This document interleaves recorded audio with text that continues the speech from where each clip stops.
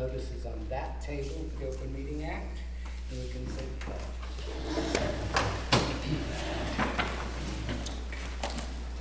I pledge Allegiance to the flag of the United States of America and to the republic for which it stands, one nation, under God, indivisible, with liberty and justice for all.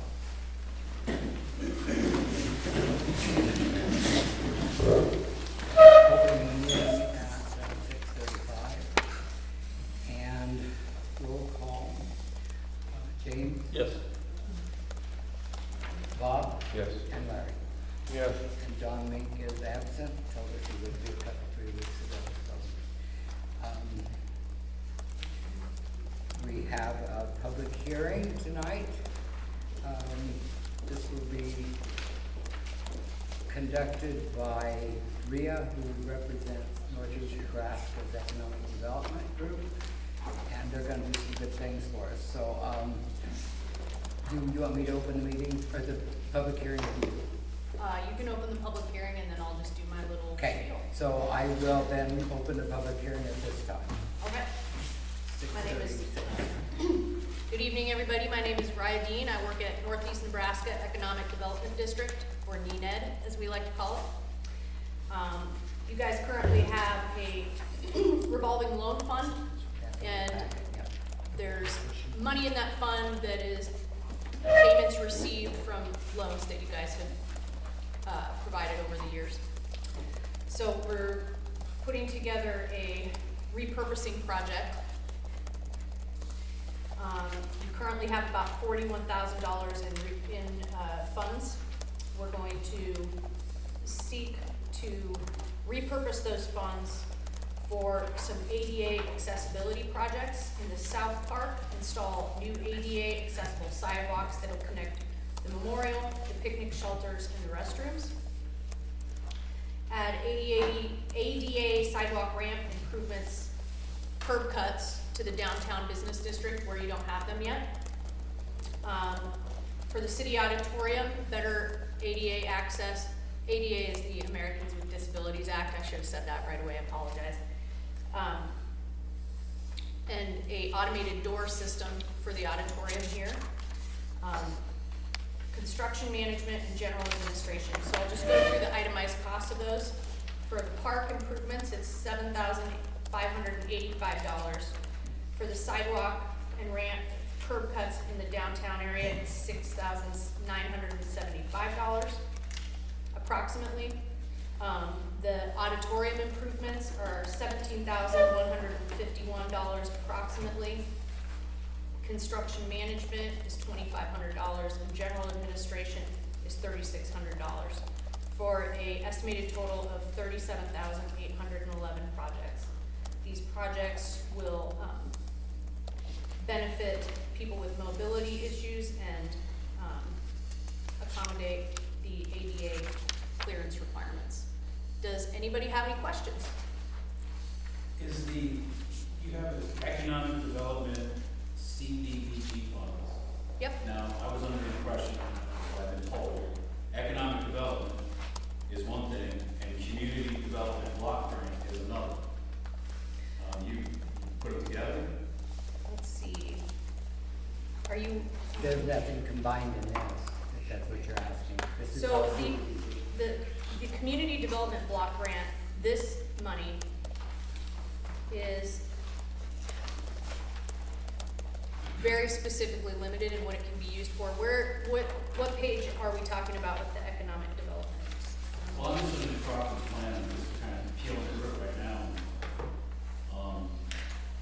Crofton's plan. Yeah, for the economic development, I'm on the economic development committee. Oh, okay, these are two very separate things. But not really, you're talking about the same one. I'm under the impression, if you go to page 2, the city of Crofton's balance sheet, you drop down the lots. There used to be a section on here that would say CDBG last year or whatever. But for sake of argument, you drop down to 3350 loss fund, which is the local option sales tax. 3351 is economic development, $41,870. I thought that was economic development money, not CDBG money.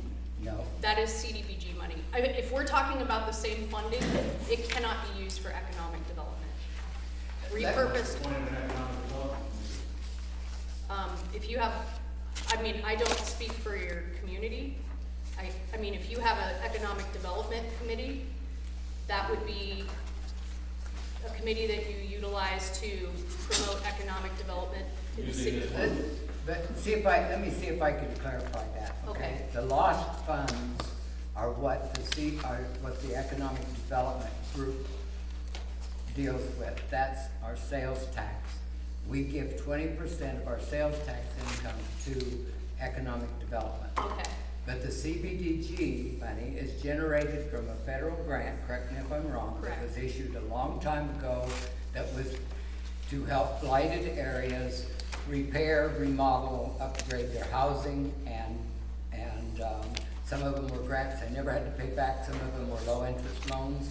So the money that has come back into the city off of these loans is what's in that CDBG fund. They are two separate funds. The CDBG has its separate bank account. Not even connected, it's not a fund under the other bank account. It is its separate account, separate bank account.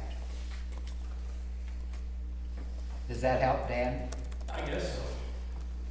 The city has to do what you want, right? Well, there's nothing, that's the way it's always been, that's in the plan. this money has to be specifically spent a certain way. You can't just use it for that. No, it says it here too. Oh, that's okay. Go ahead. I'm just confused because I was told when I was asked to be on this committee and the information that was passed down to me that this 3351 number in the city of Crofton on the balance sheet, which has been running at 41,000 give or take since I took this position. And I was under the impression by the previous director of the committee, two previous directors and previous committee members that this was economic development, not CDBG money, They which were, was to be used for businesses in the community. At one time, it was supposed to be used for helping somebody purchase a home. that's what we just said, that's what it is. It was, initially that is what it was for. And in theory, you can continue to use it for that. The city can continue to use it. Okay, Dan, that has to be administered by somebody that's trained to do that, and we Yeah, don't, that's, we no oh, longer is that have what you're that. asking about, is that byline item of the 3,700? Yeah. That's what we charge to administer your grant and make sure that all the files are correct, that we follow all the federal guidelines. We do that with every project. That's what that's for. And that is a bill from NENET, so we will bill for that. Okay, I'm sorry, I misunderstood what you were, that's what those two items are. No, if you didn't misunderstand me, I'm confused, and No, I'm he- still confused, and I'm gonna stay confused, because somehow, once again, this has become combined, and in my mind, it was separated. Can I, Economic development and community development block grants were two different things, I was told. They I are. don't see the combination in Crofton's plan. When I looked through Crofton's economic development plan, 2009 through 2024, I don't see a combination of this. Where do you see a combination tonight, Dan? Where do you see them brought You're together? saying, right here. Right where? The mayor will open the public hearing regarding the repurposing use of economic development CDBG funds. Let me see if I can say this. CDBG was a portion of a economic development plan developed under 840. Is that correct? That was it was a wing of the 840 plan. I'm guessing the way it was listed in the agenda is a little misleading. Housing, encouraging people to make repairs on their housing is a form of economic development, so maybe that's, Well, we're not even considering that. I mean, economic development right now, our focus is on businesses. yeah. Because we don't have time for the loans to be paid back, whatever. It's just the separation. I thought there was a separation between economic development and the CDBG. But you're saying there's not. Where account number or what? Okay, economic development, think of that as this, and underneath, this is the carousel, economic development. Under that, there's several programs. One of them is CDBG, One of them is the economic development Like guidelines LBA 40 under the 840 and the sales tax. Another one might be something else, but the only two the cities that have been involved in that I know of are those two. But those funds have always been kept separate, always. They've never been combined. So the CBG money we're talking about now is coming out at 3330.2. That's the money we're talking about, not the 3351 economic development loss money. They're two different Are things. you looking at a balance sheet? Yes, ma'am.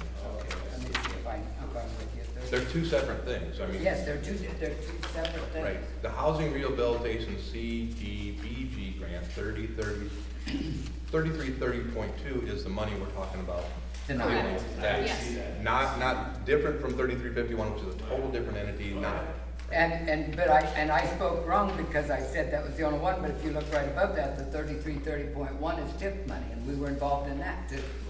And we are still involved in that program. CDBG at 3330, so forgive me.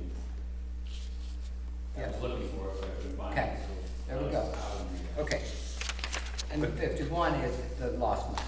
Right. And that money won't be affected by this at all? No, Okay, all right. and neither is the TIP.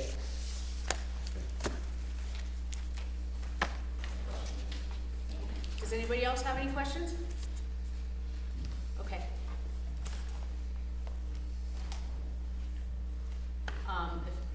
If there's no Not yet. other public comments or questions? you can- Explain to them where we're going, what the piles of paperwork in front of them, just in Okay, the so- sense of what all we have. So in order to utilize funding for a different purpose, the federal government requires a lot of paperwork.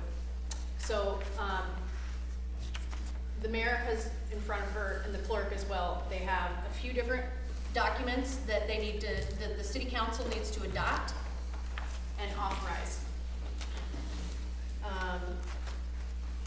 How different is our repurpose and our original purpose? Is there a tremendous amount of difference, or? Well, I mean, one was to assist with housing projects, like rehabilitation of housing. Right. And this is going to do ADA clearance. Okay, There's so, only certain things. pretty that different. can be used. all right. Okay. But there's a very limited scope of projects you can do to repurpose funds. Right, And, I mean, if you wanted to keep doing housing, you could, but there's other programs that are, it's good to just kind of get these funds, used We'd up. have to go through you and/or, and And you have the fun, Department of and Economic- NEDAD has yeah. funds available under that program. Yes, so, We just don't have anybody to administrate. So that's what Michael was doing, was going down to see them, because it's available.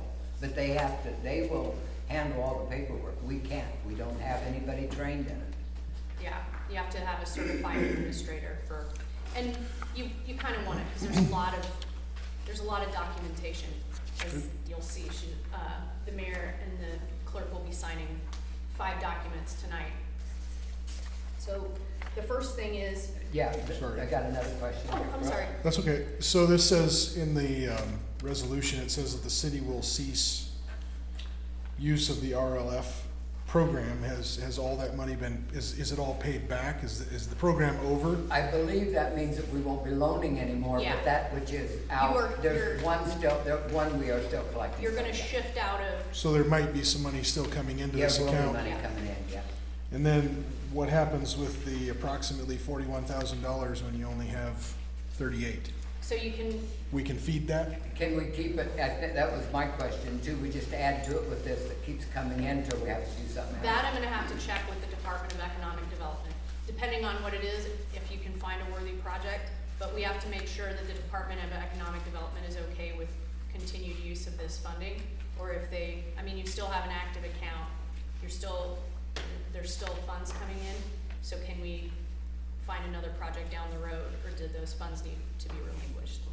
Well, and this says you're gonna repurpose the RLF funds that are there, but the balance sheet says 38 and your expected expenditures are 41. There's, The Do we have to the- feed it? no, there's 40, about 42 actually.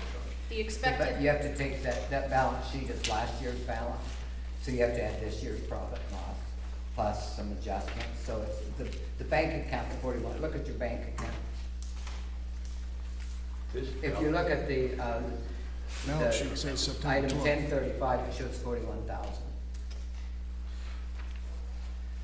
On which line, sorry? On your assets, the bank account, see, that's all CDBG, that's a separate thing. On the balance sheet one? Yeah, Oh, under, yeah, okay, I was looking under. see that 41, so if you took the last I see. time we got the balance, you know, and then add that profit and loss that's come in since, then it'll equal that, cause I checked it. Okay.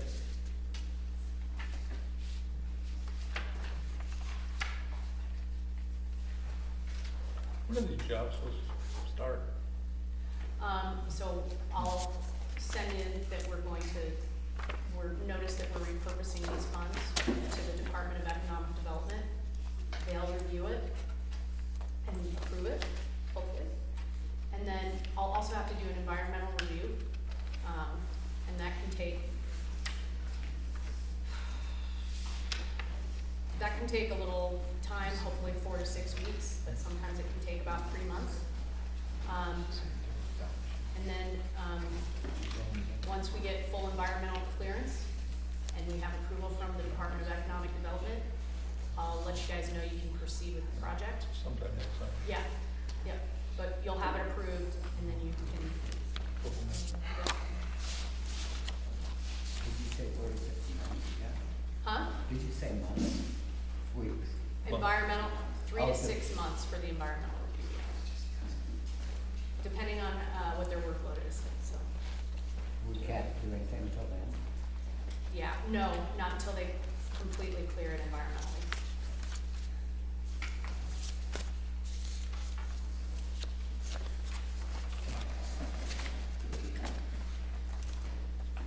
Is our balance sheet different than what he has? Because ours says as of September 12th, the balance in CBGG is $3,654. You did the same thing I did, you're looking on the liabilities. She means on the front. She's in 1035, that's the assets that you've got, that's in the bank account. I looked at the same thing, cause there's a liability for, in 3330 or 3332, there's a 36,854 that's already shown as a liability, or that's an equity, I guess, which counts as that's a bookkeeping thing. But the balance of the two should be similar, right, if they're both today?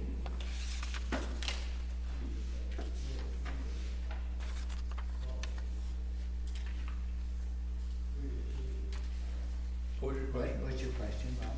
But the 3330 balance and the 1,035 balance should be the same. If their balances are as of today, they should be similar, right? $41,009 Okay, this was said earlier, if the books, when they close out, and they have not been closed out, okay? When they close out, the profit and loss goes into those funds. So what you have on the fund, which is in the 3,000, is the funds from before, and then when you close out the books, they'll take the profit and loss and put it in there. So take your profit, add it to your fund, and you'll have the same things you have in the bank account. The bank account tells you what's truly there. Okay?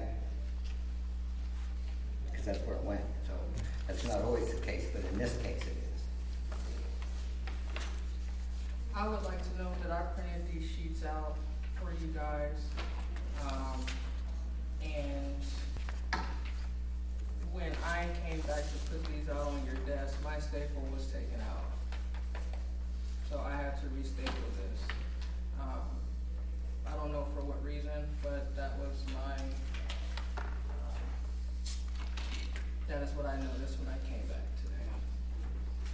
I took it apart to make me a copy, because I didn't have one. I made you a copy. Well, I didn't have it on my desk, so big deal. Okay. It's a copy. Other questions? Okay, so one of the first forms that you guys will need to adopt to utilize funds is an excessive force certification. Essentially, the city agrees to not use excessive force during peaceful protest. And it's something that's required for all federal projects, federally funded projects. So the city council just needs to approve it.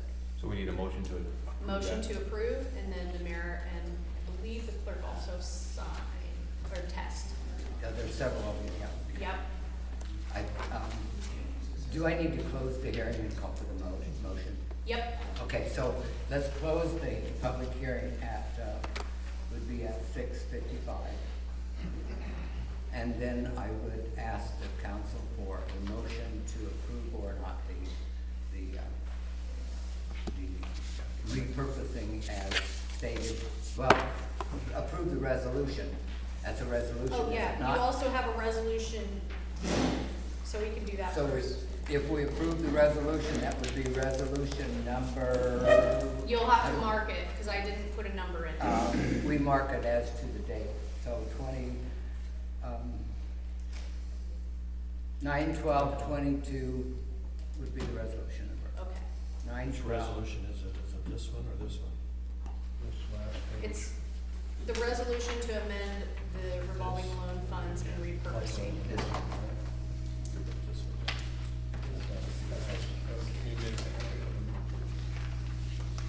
There's two of them. Okay. Let me see. This one is to authorize me to sign it, That's the one you need to, that's the one, so, and then this one is the use of it. yep. So that one will be, if you want to number that one, what did you say it was? Okay, so 9/12? which one do you want This will first? be your official copy. Which one do you want first? Do the resolution For the authorization? yep, do the authorization. Okay, so we'll skip to, it looks like this, it says City of Crofton across the top. And it says a resolution authorizing the chief elected official to sign an application for CDBG funds. So that's going to be, 9/12/22, and then we'll put in parentheses after it, number 1. Well, that would be the second one. Then this one that we had first will be number 2. So then the other one will be 9/12/22 dash, or parentheses 2. So I would ask for a motion for 9/12/22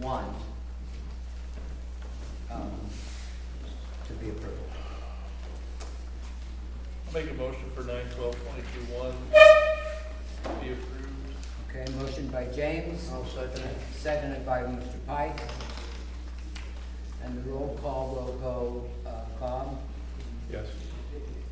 Larry, Yes. and James. Yes. And Don is absent. And then we'll need a motion for 9/12/22 too.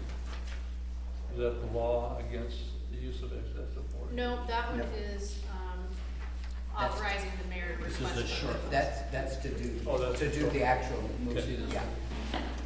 This I'll one make a is motion for that, 9/22, or 12. 9/12/22 okay, motion by to approve 9/12/22 by James, I'll second. seconded by Bob, This will be the next, this is one. and the roll call vote will go Larry, Yes. James, Yes. Bob, and Don is absent. Okay.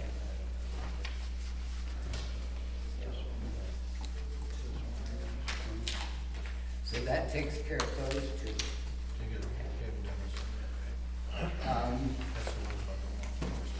Yes, the law enforcement, the short one. To be a resolution, or is that just? Is that, how do you want to do that one?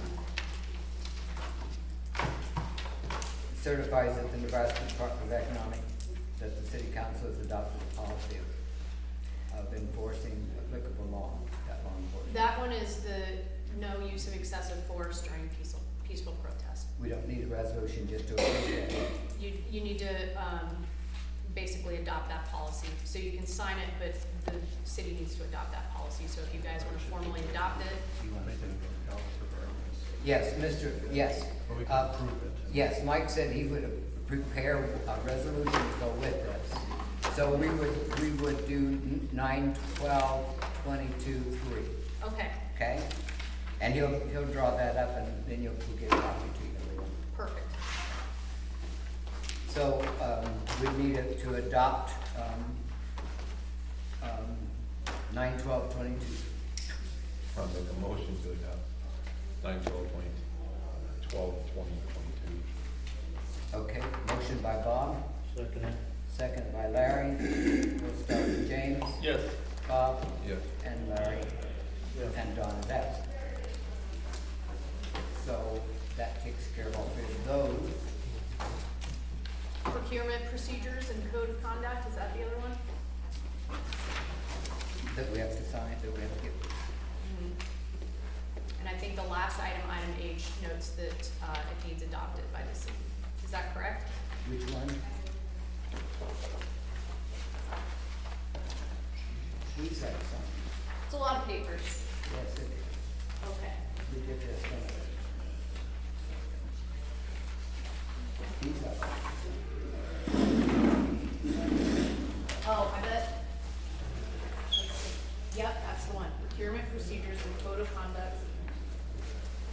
It's just basically that you'll follow those and the citizen participation plan. Those need adopted and you can do it by resolution or you can just, Don't adopt. seem to have them. They're right here. I gave them to the clerk Okay. for the official copies. Okay. So, would you prefer we have a? Let's just adopt it in one resolution. Or do you want? That's fine with me, yeah, that's fine with me. Let's do a resolution that adopts all of it. Yep, I got it. So Mike will prepare a resolution that will adopt all All of the three, paper. perfect. So that'd be the procedure, procurement procedures. We've also, then we'd have the excessive force, and then, is there one other one? The citizens participation plan? Yep, So that'd just be those three? yep. Okay. Okay, so there's, she'll give these originals back to her then, because we signed those, So, or did we sign? do they need signed? Yes, ma'am. Okay. Oh, they need signed, okay. Okay. There's And then- one more. Yep. Okay.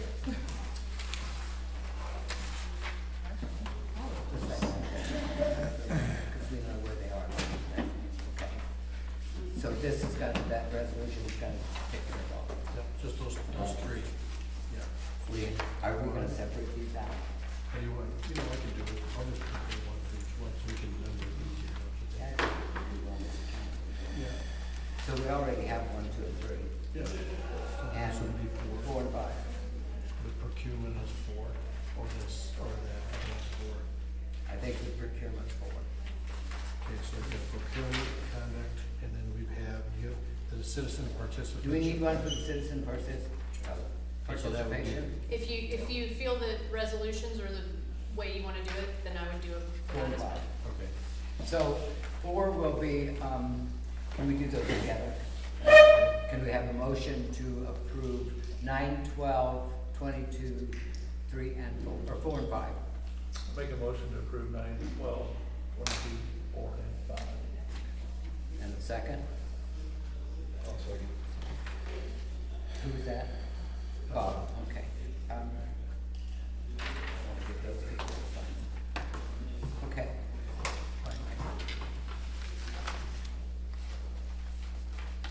And then the vote would be Bob Yes. and Larry Yes. and James Yes. as with Don absent.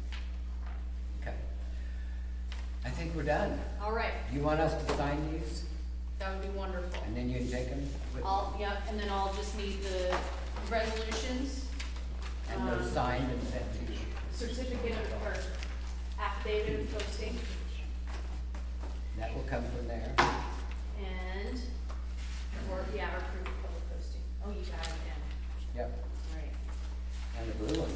Blue one to be, yeah. We need blue. Yeah. No, we did it. Is there anything else? The minutes from the meeting, if you can just send me the minutes from the meeting. Okay, we can do that. And there's your test on the back. Your signature as well. And your signature here too. I think almost all of them. And nothing further there, I think.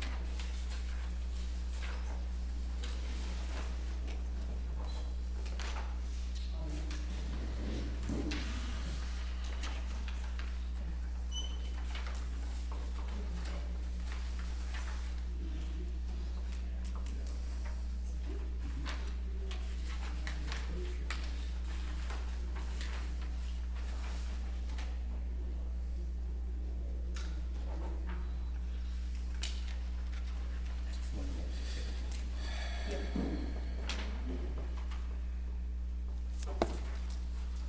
Signature there. Just for a little more while they're finishing up here, and then we'll move on, but just for the information of the public and the people that might not have been involved in this from the beginning. We've had 4 people actually come and give us bids for the concrete. We've had 2 people that gave us bids on the doors. Everything had at least 3 bids, mostly. Yeah. With the exception of the doors. We started out with what can we afford and can we just fix these. I'm so happy to report that those are gonna be brand new doors. Because, you know, trying to add insulation and try to add this and that and fix so they'll set in their own frame, they'll have breakaway. The one out there that we're looking at, if anybody, they're not ordered yet, so if anybody has different ideas, but there's a wide one and a smaller one that will fill that whole thing without the barn in between, so you can open that whole thing up, but just the one big one will be able to get quite a bit through without even opening together, so that stops all that slamming. A new ramp, a new piece of concrete from the fire hall clear over to our wall so that that whole area will no longer have mud and grass and stuff in it. The push button to get the door open will be on the outside wall. As you come to the top of the ramp, you'll be able to hit the button and the door will be open when they come around the corner. So that'll make it very much more accessible for wheelchairs and people with walkers. In the park, the sidewalk will go from the south side of the shelter to the bathrooms. From the east side, there's a broken up chunk of cement in front. They'll take that up and replace that and then put a walk to the monuments. Do the cutouts all through town so that there's cutouts all the way down. Did I miss anything? Let me reread. I think you got it all. We're especially happy about the doors because as we've replaced windows and stuff in here, you know, we say, where'd all these flies come? Why are the flies in the, because there's daylight all the way around our doors. And of course, that's gonna help our heating and cooling and all of that. So I'm very happy about all that stuff. Okay, thank you, Raya, for all your You work. bet. If you holler if you need anything else. I will. Have a good evening. Absolutely. Thank you so much for having me here tonight. Okay. So we close the hearing. Okay, the next thing on the agenda is the questions from the council. So Bob, I guess you need. What about the parade? How do you need to? Well, that is in your packet, the parade route. Did they come in live? Has anybody from the community come in? They just came into the office, I think. And there's a map there, and we've done this every year. I think they would like to have just a vote of Make a approval. motion to approve the parade route. I didn't even look at it, but It's in it. James, it's kind of the same thing. Same parade route. Yeah, This is for homecoming. yeah, and I think they pretty well take the same route Yeah. all the time, so. I'll second it. So we have a motion from James and a second from Larry to approve that parade route. And I should say, I said community club, they brought it in, the school's heavily involved in that, of course, too, so. Sorry, Josie, I can't. Okay, Seconded by Larry, right? yes, so we'll start with Larry to vote, Yes. and James, Yes. Bob, Yes. and Don's absent. So then move into that. Okay, so Bob, you've got the floor. We have to officially open a regular council meeting now, or just? We're already open, as far as I know.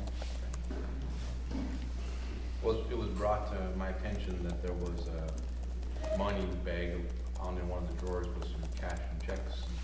And the checks were dated quite a while earlier than what the bag indicated of the date. So I was just curious about that and wanted some input or insight on what your thoughts were on how that happened or evolved, or, you know, I know we're all human and make mistakes, but just kind of a follow-up to the person's question of how that came to be, or what we can do in the future to make sure that doesn't happen.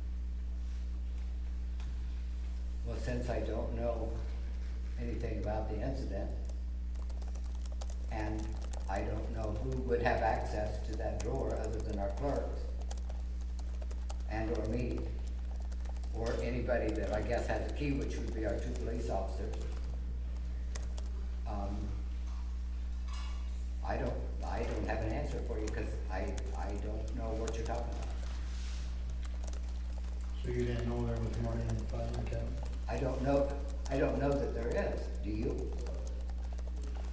Are you talking about the drawer or the filing cabinet? That's 2 different things. Was there a bag with cash and checks that was found in the office? Not that I know of. What's that? Not that I know of. I don't know who found it if they did. When you say that was found, you have to tell me who found a bag. We have a bag that we keep checks, cash in all day till we get a deposit slip full. Right. But our rule was always that all money was out of here by the end of the day. Right. The auditor said that's not necessarily necessary. If you've got 2 or 3 checks on it, whatever, you can lock it in the drawer, in the file drawer, it's all locked up. I don't know what you're talking about. So you weren't present when this was found? No, not that well, I don't know who you're talking about or what you're talking about, so how do I know? It's come to this board's attention that there was a bag of cash and checks that was found in our office, stuck in a cabinet or drawer somewhere, that was several months old. Well, not to my knowledge, James. So until you can tell me who found it and who discovered that it was found, because when you say somebody discovered, who would that be? Nobody has access to that.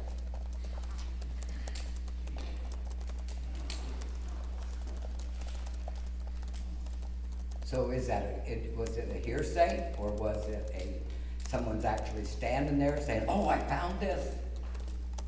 Or did someone hear a story at the coffee shop? No, it wasn't a coffee shop story.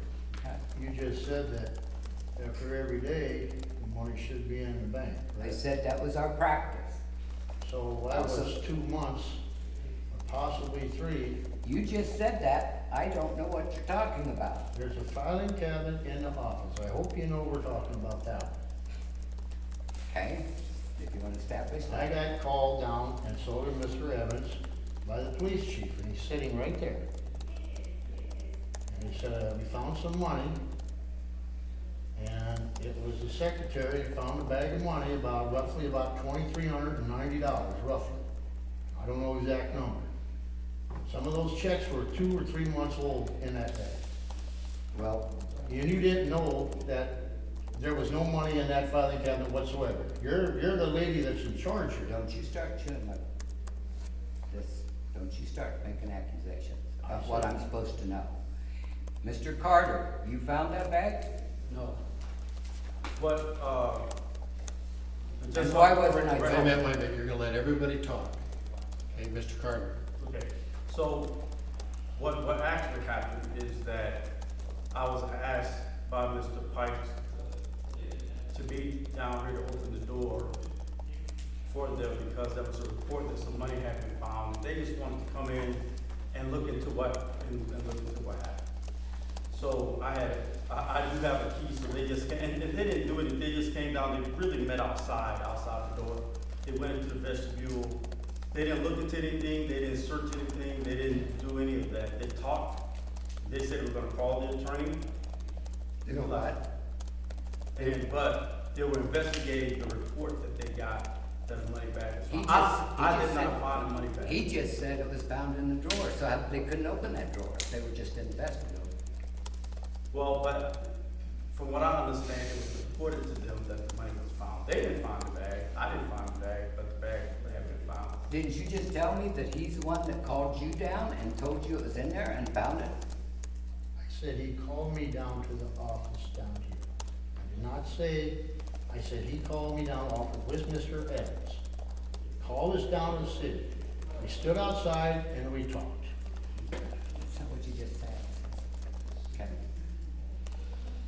So basically, no money was found, the drawer wasn't even opened, and we have a story. It's not a story. I am the clerk who found the bag. It was my first week working, and it is also my understanding that checks and cash is not supposed to be left over an excessive amount of time. What I also let them guys know is that after I found the bag and inputted those checks into the system and the bank, that I didn't believe that anything nefarious was going on because everything was accounted for. But yes, I did. And you called them to report that. I absolutely did. Why didn't you tell me? I did tell you. What, How did I enter them into the system? I was brand new, literally my second or third day here. I didn't do all that stuff by myself. I probably showed you how to enter them. Actually, you didn't, it was Okay, Arlene. probably Arlene. And I asked Arlene why these checks had been sitting back there for so long, and she said that she didn't know. My job was just to make sure that they were entered into the system, they were applied to the citizens' bills, which they were, and then I deposited them into the account. Who showed you how to first put the bills in? Arlene did. And how many days was Arlene in here, off and on? Arlene was with me most of the time. And when because she came back about the same time you were hired. Do you have how many days, do you have any idea how many days that Arlene was gone? And that I was the only one in the office? No, I do not. Okay. So if that's what we're talking about, then all somebody had to do was say something to me, because I've said it a But I dozen did say times. something to you. And I did that because I took a position with the understanding that whatever goes on, I'm held responsible. So I wanted to make sure that I wasn't going to be held responsible for checks and cash that wasn't deposited and wasn't attached to people's utility bills. I believe that I have a right.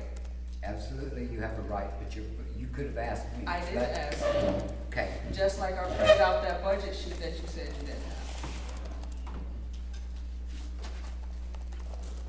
If everybody else got one at this meeting, so did you, along with the public.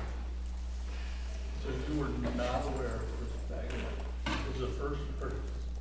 James, in the last 2 weeks before she came to work, I wouldn't have counted checks if that was when we first got those bills out of paper. We can have a bag full of money overnight. Yeah, I understand. And I have a business, I understand. Some people come in late or get stuck. But Absolutely. This was, I don't know where this came from, that some of them were 2 or 3 months old. That's very unlikely. They may have been 2 or 3 days old.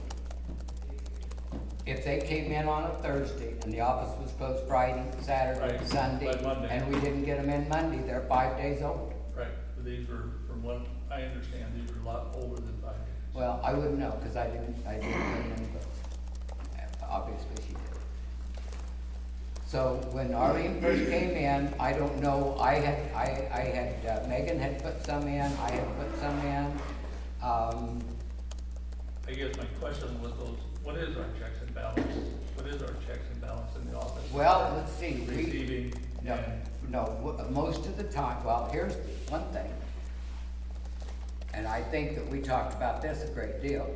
If there's 2 people in the office, one enters it on the check, on the deposit slip, gives it to the other person in the office. They check the checks against the deposit slip. There's 2 signatures on every deposit slip. The person who puts them on the deposit slip probably also puts them into the computer. At the time that we say, yep, we both agree, it's going to the bank, when you put them in the computer, it goes into a hold place in QuickBooks. It's not deposited yet. Then you go through, check them all off, deposit them, they go in as a deposit. Now, if you're alone in there, which started happening more, yeah. And when Megan was there, or when Shelley was putting them in, and then when Unique came, I said, if you're all alone here, and what I did, and there's a whole notebook in there that Megan did, then put them in, double check them as much as you can, but on that sheet on the computer, that should match your deposit slip.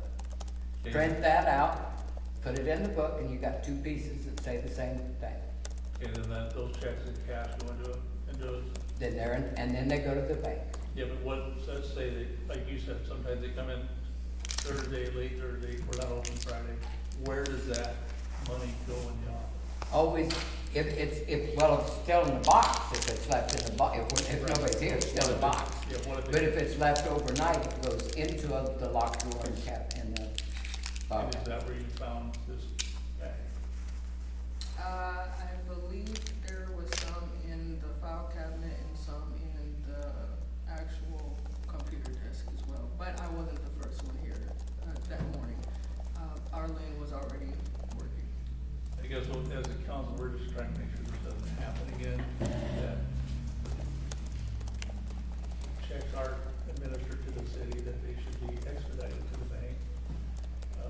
How this happened, we don't know. No, obviously nobody does, so we're just gonna make Unique, sure. was that- this money that she's found in that bag, was it recorded any place in the computer like Cheryl said? Or was it doubled up, or was it just money linked with money with checks and deposits and utilities, right? My recollection, my personal opinion, it looked like it was just checks that people have been paying their utility bills and it just hadn't been entered into the system. I Was it- do was it- recognize that Was it Arlene just 5 has- days, or was it months, couple months in there? I would have to go back and look at those deposits. But you said they had already been put into the system and deposited these checks at, or No, they No, had? they weren't, so No, that they money So was weren't not entered found. at They all. came in and they weren't entered, and they were in a bag, and then when you, because the system would have said, hey, this is in there twice, Correct, right? Or you would have noticed it. So, absolutely. One of the other practices you should know is that when the girls are instructed that when somebody comes through the door and hands you a check, the first thing you do, no matter where you put it, is stamp it. So it is not possible for anybody to pick it up and cash it, which is not likely anyway. And the other thing is, if they come in with cash, you write a cash receipt. To my knowledge, do you know of any cash receipts that were not written, or that was anything not done right there? If they put cash in an envelope and put it in the box, you would know there was cash in there instead of a check. But there is no way that those checks or that cash, if it was in a bag, then they either picked it up out of the mailbox, and by the way, there was a whole stack of letters and checks that you had wrapped around in that top drawer the other night that you picked up out of the mailbox, didn't go through. Absolutely, Wrapped around, so you did the same thing, you dropped it in the box and walked off. but they weren't checked. Yes, there were. No, they weren't. Okay, I saw checks. So, like I said, it wasn't I like my understanding, I didn't think that it was anything nefarious. The reason why I reported it is because I am assuming the responsibility of the clerk/treasurer. That is a big responsibility. And the things that I do here can be attached to me in my professional capacity and even my personal capacity. So I did what I thought was the right thing to protect myself. I did not want to come in here blind with checks cash that have been sitting, and I didn't even understand the checks and balances. And I did mention it to So, Bishop, how many days were you on the job before you found this money? probably two. 2 days. So now, who was in there now? She's only had 2 days. and She he told said- you that Arlene was sitting at the desk when she So walked we need to in. call Arlene? So, Wait a minute, you're gonna one person at a time talk, okay?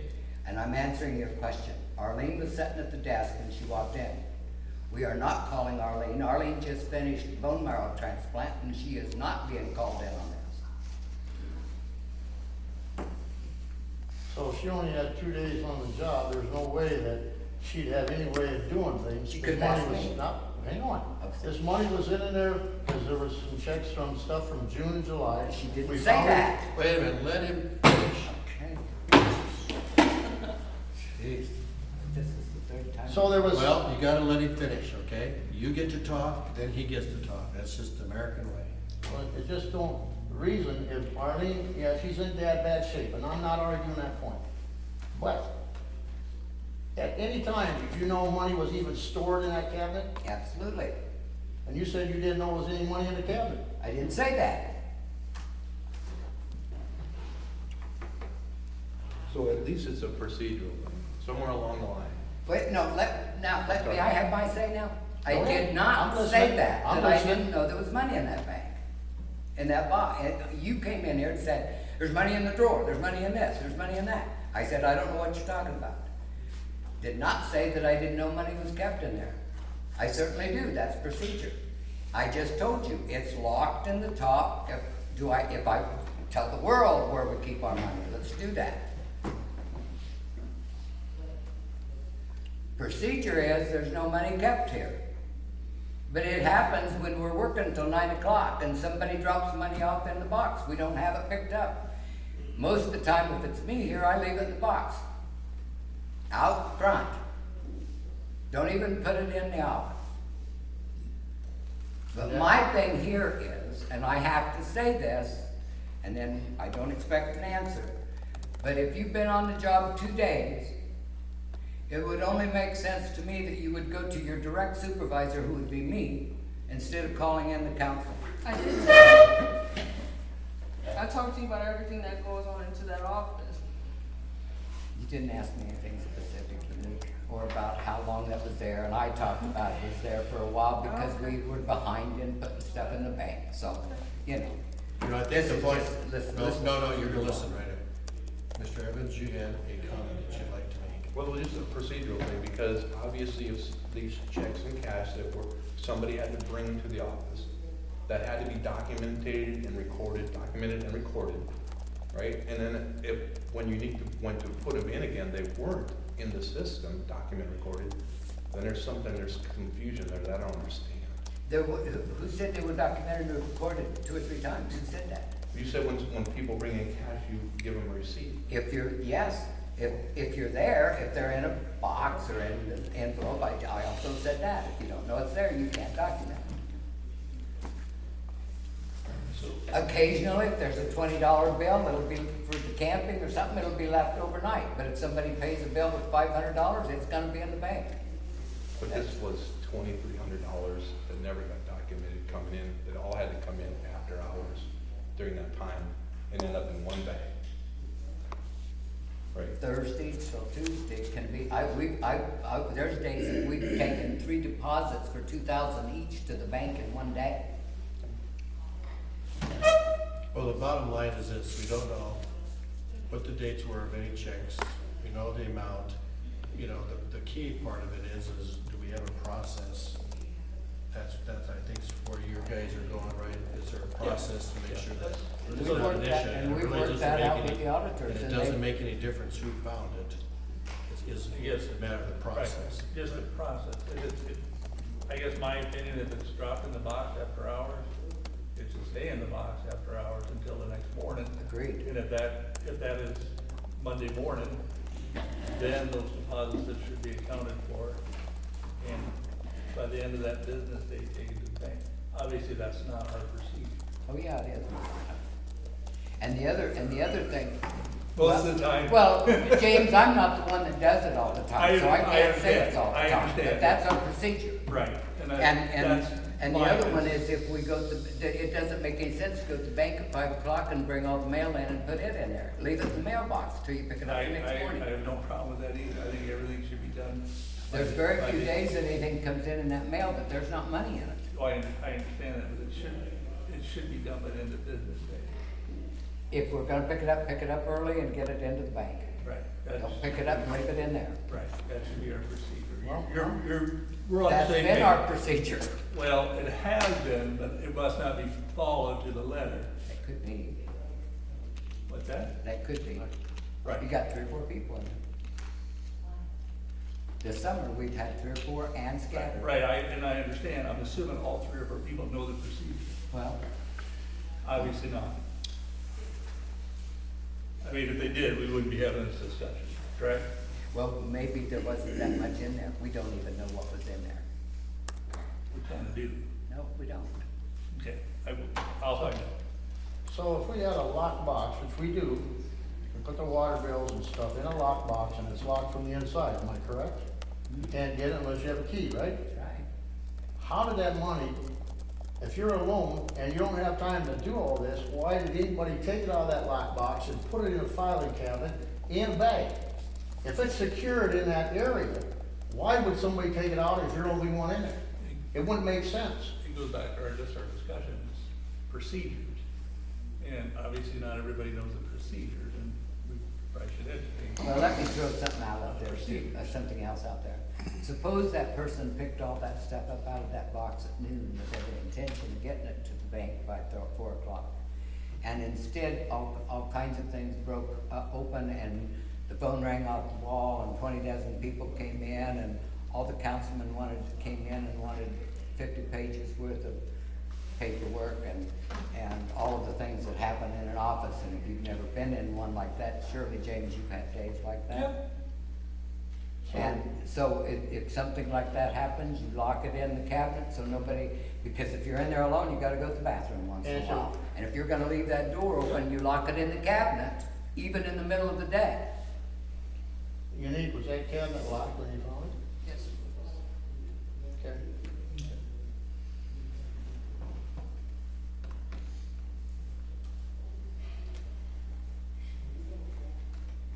It just goes back to procedure.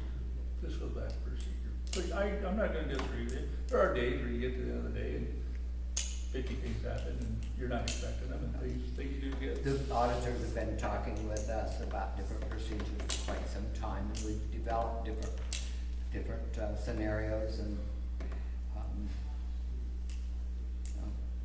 we got a handbook written for payroll and for hiring and all that kind of stuff. We never did get a complete book, I guess, of everyday procedure, and then we keep, Arlene and I would constantly say, well, what if we did this? This would be better. How can we do this? I think you probably have absolutely no idea how much goes through that office. So, until you come in and spend a day, you won't know. And since you all refuse to come in, except by having a police officer let you in. I have a question. Yes, Can we ask questions? sure. Was there any money missing? Like, are we talking about people didn't get their accounts credited? Is there anything wrong here? Was the cash in an envelope with somebody's name on it? You don't exactly have a cash register in there, right? Okay, I'm not gonna give you a question, I'm just gonna say something.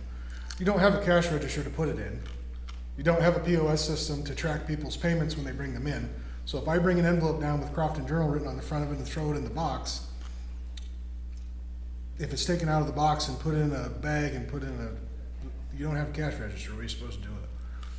I understand it's supposed to be deposited at the end of the day. I will tell you guys, Mr. Stevens might be able to accompany this. Every city in the state of Nebraska with less than 10,000 people gets a ding on their audit every year for there aren't enough people touching the money. Every city. Is this right? I don't know. It's obviously not right if you guys don't like it. But did anyone's account not get credited? Like, how did we know where all the cash went? Was it in people's envelopes still? It couldn't have just been a big stack of cash, right? Because you wouldn't know whose account it went to. So how did everybody's account get credited correctly? Is there somebody that has their account not credited correctly? On the outside looking in, and just without having everything laid out, it's kind of impossible for me to give you that answer. Oh, sure. No, I'm just. No, I'm just saying for the 30 days that I have been in the office. Absolutely. So there have been individual citizens that had came in and said that they dropped checks off that weren't cash, weren't credited to their account. Sure. Et cetera, et cetera. Another thing, one of the things that I've noticed too is, which helped me gauge that some of these checks were in there just maybe a little longer than what they should have been, is I've been bombarded literally with people that are saying, hey, well, I paid my bill and it's 2 and 3 months ago. Some of them haven't been entered into the system. Some of them were entered into the system and just wasn't applied correctly, to their water bills.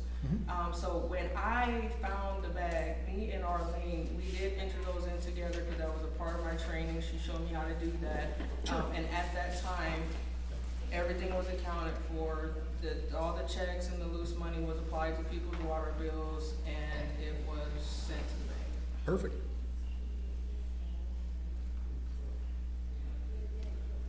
Chairman Bob, don't you think that the city office should have a regular lockbox with one key and. Should have a safe.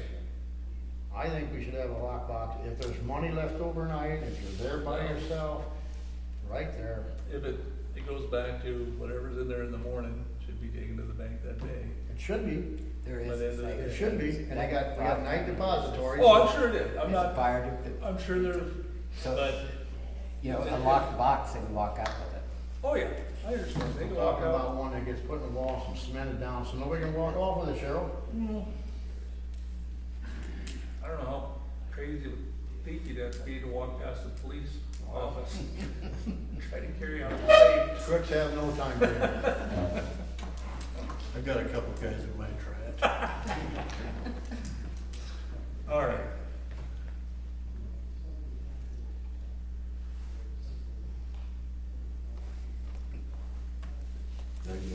Yeah. Okay, I guess, next item is that it's been, once again, brought to my attention that on several or occasions, some city employees haven't been being paid on time. And I realize again, that, like you said, an office of 1, 2, 3, 4, whatever we believe we need to have versus just one person sometimes, it gets really difficult. But I guess as a point of emphasis, I'd just like to hopefully get on a regular pace schedule so that people can depend on their paycheck. And there is law that says that if you're not paid on time according to your schedule, then there's repercussions for that. And Is that a Nebraska law, Bob? There's some Nebraska law about. Is it in Department of Labor or just a regular statute? It's just a regular statute. And I'm not questioning that. Do you want me to address that? Or do you want? If you would, please, that's fine. Okay, we had one lifeguard who was paid lifeguard wages earlier this summer, who came in probably 2 pay periods, or at least 1 full pay period, maybe 1.5 later, and said, my paycheck wasn't right. And I said, why was it right? And he said, well, it was the wrong amount. Why? Well, because I'm an operator, I'm not a lifeguard. So I went through the file and I said, well, I don't have anything in your file that shows you're an operator. So when you bring that in, we'll redo your check. I said, do you want me to redo it now, as soon as I get it, or do you want to just add it to your next paycheck? He said, add it to the next paycheck, fine. That turned into a wait for that. Then we had nobody in the office, and there's one that you can't argue with my saying there's nobody in the office, because we need 2 signatures. And I can't issue a check without 2 signatures. So in those months where we didn't have a clerk in that chair, I couldn't write checks of any kind. So you're saying just. So when I got to those places that we absolutely had to pay them, sometimes I took them to Arlene's home, or that's why we left Shelley Anderson on so I could catch her. But there was nobody in the office but me. You need 2 signatures. The other thing was, when Mr. Carter got here, they were moving, and I said, I'm gonna push the limits here because the handbook says that you are, after you have worked 2 weeks, then you wait 8 days to get your paycheck, because most businesses have a time period where you are allowed to use that to calculate your time and make sure that everything is done right. If you're gonna have 2 people, another one of our policies, 2 people go through the time cards, 2 people check everything. When you say it's in a, what procedure? But When you mention the procedure for time, for paying, yeah, waiting a week, it's in the handbook, yes. it's in our handbook. It's in our handbook, and the employees are given the handbook when they come on. Okay. So, the time cards are picked up, your time periods go from 1 through 15. The time cards are picked up the morning of the 16th. Usually the guys just pull theirs and lay them on our desk. And then it goes from the 16th through the 31st. So you'll have 15 days for sure in one pay period, and sometimes 16 in the other. And if you happen to hit a weekend just right, you could get that extra. So, but since we wanted like 7 days, we figured if you went, whatever, you'd get past the weekends. So you wouldn't have those no work days. So we set the 8th, which is 7 days after the 1st, and the 23rd, which is 7 days after the 15th, and those are paydays. So, because we had a new person here who could definitely have some money for moving and all that, I said, I'm gonna push that, and as soon as we finish the 2 weeks, and besides his was easy, was pay that half a month. So I gave John his check early. In the process, we found that in putting in the QuickBooks thing, that the withholdings weren't adding up right. So John got on his computer himself and looked at the federal schedules and said, this is what it should be. I think maybe that was on the second check. And then I discovered that a lot of the, well, and at about that same time, there's a 2020 and beyond, and a 2019 and before on your withholding. So the computer kept telling us to update. So every time we'd update, it wouldn't read it. So I brought in QuickBooks, and then QuickBooks is the extended of QuickBooks, but it's also a bona fide QuickBooks tech shooter. So on the 8th of August, or on the 8th of August, we could not get anything to show us the withholding. So after fighting it for a couple days, I talked to the people at the pool, and they said, well, I said, you only got 1 week left, and they said, yep, just put our last week on with the first 2, that's fine. And I said, well, okay, so bring me the names of who's gonna work this week, and I'll get the others done. Those who made enough money that they would need withholdings, I couldn't do that without a schedule, and I didn't look up a schedule. I could have spent some time doing that, but I didn't do it. But everybody that did not have withholdings and of course I had lots of time, being there alone and all. So I figured the Social Security and the Medicare, if that was going to be their only withholding, you can take their gross and you can take it times 0.062, and you got your Social Security, and you take it times 0.0145, and you've got the Medicare, and that's a simple deduction. You put it into the computer, and it's all done, and you print the check. But then I didn't have anybody to sign that signature. So I was able to get everybody that I could figure the Social Security and Medicare for on the 10th. We're still fighting the computers, and they're telling us that actually QuickBooks is telling us that they are actually conversing with QuickBooks, and they're all trying to figure it out.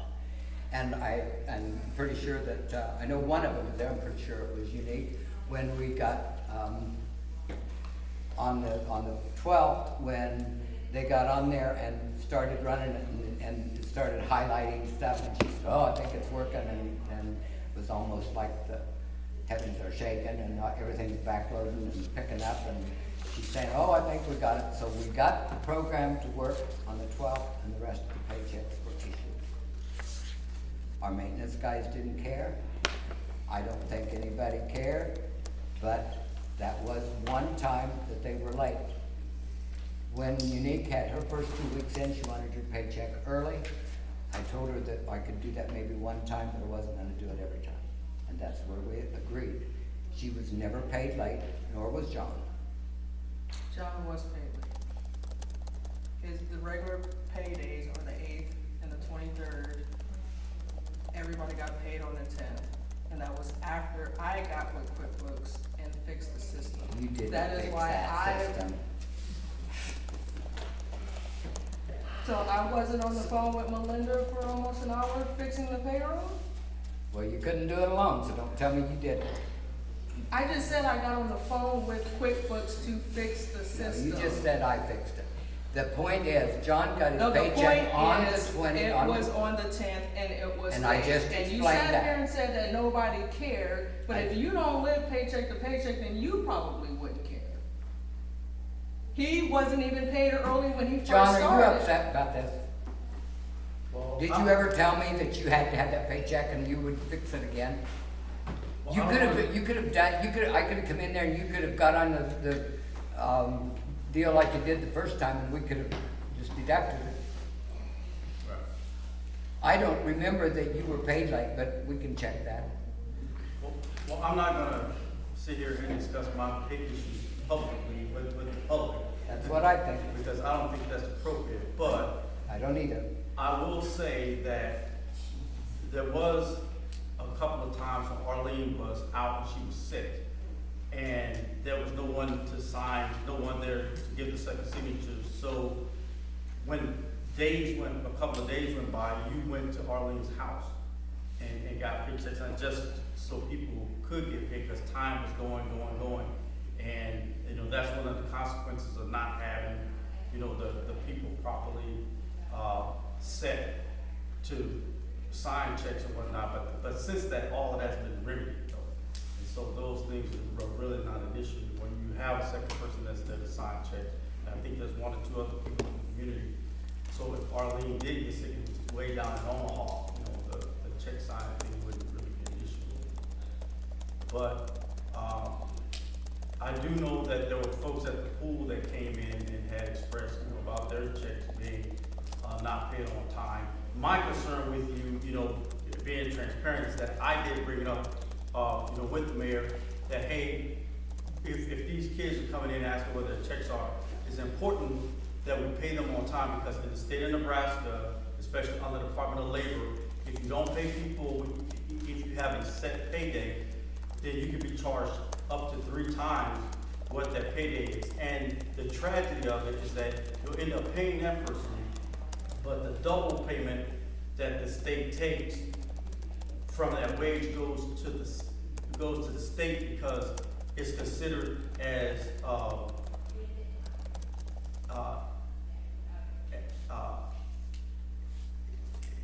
okay, so it's looked at as a penalty payment.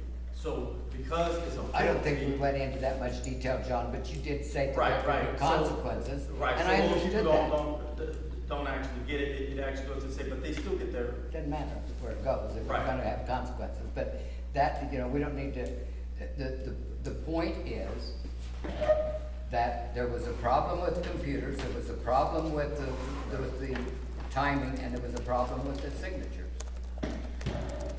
So it's done, they're all up to date, So what is the scheduled pay, the first and the 15th, or the 8th and the 23rd? the 8th and the 23rd. And I thought that we had a board, it was supposed to be the 1st and the 15th, is what we were told. Well, I'm not gonna pay them on the day you pick up the paychecks, you know, that's, you don't have enough time to make sure they're done right. Look in your handbook, in employer's handbook, employee's handbook. I just have a question. And I understand we've got some issues in our office, and Arlene's sick, and God bless her heart. I hope the best for her. As council members, can we sign this? Nope. I'm sorry, but you cannot. No, I'm just asking. I don't know. I'm a legitimate, I don't. Way back when, Charlie told Michael to sign checks because it just would look better. Michael Gunther? Gunther. Okay, He was on the board. okay, And there was some question about Wendell, and so, okay. yeah, she said just do it. Yeah. And the auditors came unglued, and I called them on this, and they said absolutely not. So only the mayor And a clerk. And the clerk can Or sign. treasurer. Okay. Is this, And you have to have them bonded, and you have to have them on. The other problem we had was, in all the changing, the signatures weren't at the bank yet. We didn't have a meeting to okay the resolutions to get them as signatory. So we had a time period there that we just didn't have anybody on the bank cards. Except Darlene, and she was down. So, because she made a trip to Omaha and besides being in the hospital up here. Unique, when you look through the books, I know you and your husband were coming into a new job. Did the regular players have to go, workers have to do this too? Were they paid late ever? I'm sorry, can you? The maintenance men, did they get paid not on the scheduled days? No, they got paid when everybody else got paid. If it was late, then they got paid late. If they Everybody got paid on late time, then? Then they got paid on time. Mr. Pikes, I told you exactly when they were late just now. I just explained when they were late. If if there's something else about that, you're gonna have to bring charges about that at a later date, because that's the only thing that's fine, as far as I'm concerned. What's your next one, Bob? So, I guess I need clarification here. What day is our official budget due turned in to the state? or They whatever? need to be sent to the state and the county no later than the 30th of September, which is a change from last year, which was the 20th. There is a new regulation this year that says that it has to do with money that is asked for based upon increase in valuation of land. And there has to be some kind of preliminary figures done to know whether you're going to be susceptible to that. I visited with Joanne on that, done some preliminary work. She did some preliminary work, our figures matched. And we have quite an increase in valuation, by the way, because of the new housing and stuff. So normally, the most you can get in taxation is 50 cents on every $100 of valuation. That's top. The state law is that you have 45 cents, and then you get the other 5 cents through a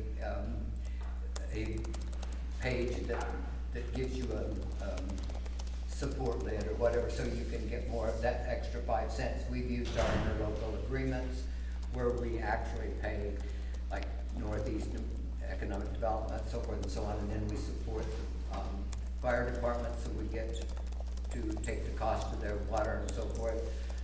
Electricity that we may provide for them or anything like that, whatever the things, but then that is figured and that's the top we can get. Okay? We're probably gonna be more at 48 or 49% because of this, or cents because of this stipulation. And Joanne and I decided that we did not qualify, so we wouldn't have to take part in that joint hearing that is held at, I think, Niobrara with all the cities from the county. This is a, I wanted to be much further ahead on the budget than I am, simply because of whatever the circumstances are here, but, we will need to have Brooke publish for us a budget statement. If you look in the papers, a lot of the cities and schools have already done that. And, then we have to have at least 4 days after that before we can have that budget hearing. So I'm planning to get that budget statement to him by next Tuesday. Then the budget hearing we will have to have a board meeting that last week, and then that will give us time to have it completed by the 30th. What was the part about the board meeting? We'll have to approve that budget. Okay. And that will come after that budget statement. Well, it kinda goes back, I talked to Larry and Bob about our roads money. Do we know how much of our roads money? I don't wanna get off. Yeah, I haven't looked at it. Okay, seriously, okay, but we I just need to think put we're that short. together. I think we're short, but I'm trying to find places. Okay, yep. I said maybe, and I hope you noticed, and this is probably a dumb time to bring this up, but the trees over here, I had to ask them to just get that west side cleaned up so it wouldn't interfere with that concrete running. So we'd get those out of there before the new concrete come in. And they came and said, we need to take those down. They're ready to fall over. That one big one had a little tree growing inside of it. And we knew that for a while, and they sent me a picture of just that hollow. Yeah, I got the same picture. So I don't know, we're gonna be a little over. I said, maybe we can put some road money there, that it's gonna fall on the road. I'm just joking, of course, but, we've bought as much of the crap as we can. Yeah, And- but we need to figure that number out and spend it by the end of the month, right? Yeah, and we can still do something on Sharon Street. Yep, I talked to Craig today, he said that would be fine. So, okay. So, we submit our budget September 30th, and it's for the fiscal year that starts October 1st. Okay. I got two questions. You've been working on the budget yourself or with help? What's been done is, that part been off by myself, but mostly it's just making sure figures right. My second question is why? I've done this for 3 years, Larry. I mean, it's no big change.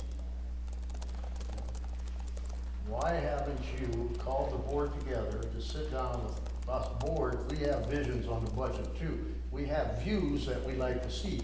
You're taking it upon yourself to make your decisions for this town. And we got 2 councilmen that are gonna be, one of them's gonna be the new mayor. They should be involved, waiting for 15 days before we have to have it done. You know what, both of them were invited into the office the day they were elected, sir. How come you didn't call a working meeting? You were running the budget, why didn't you say, we're gonna have a meeting and the council's gonna be involved? You took it upon If you yourself. won't come to the office, why would you come to a meeting to work on it? I had meetings last year where we had them on slides and went through several, and I had 5 people show up who worked in the office, the maintenance, and their wives and a few others, and none of you bothered to come. And that was right I down the thought line a of working everything meeting is that came in and supposed went to out. be organized, that the board is here also as a regular board meeting. You took it upon yourself to do it, and you're making decisions for next year, and you're not even gonna be mayor. Okay, can we move on? I'm not gonna. Wait a minute here. No, I don't need to take your. You I need don't to answer, how come you didn't ask us for a working meeting?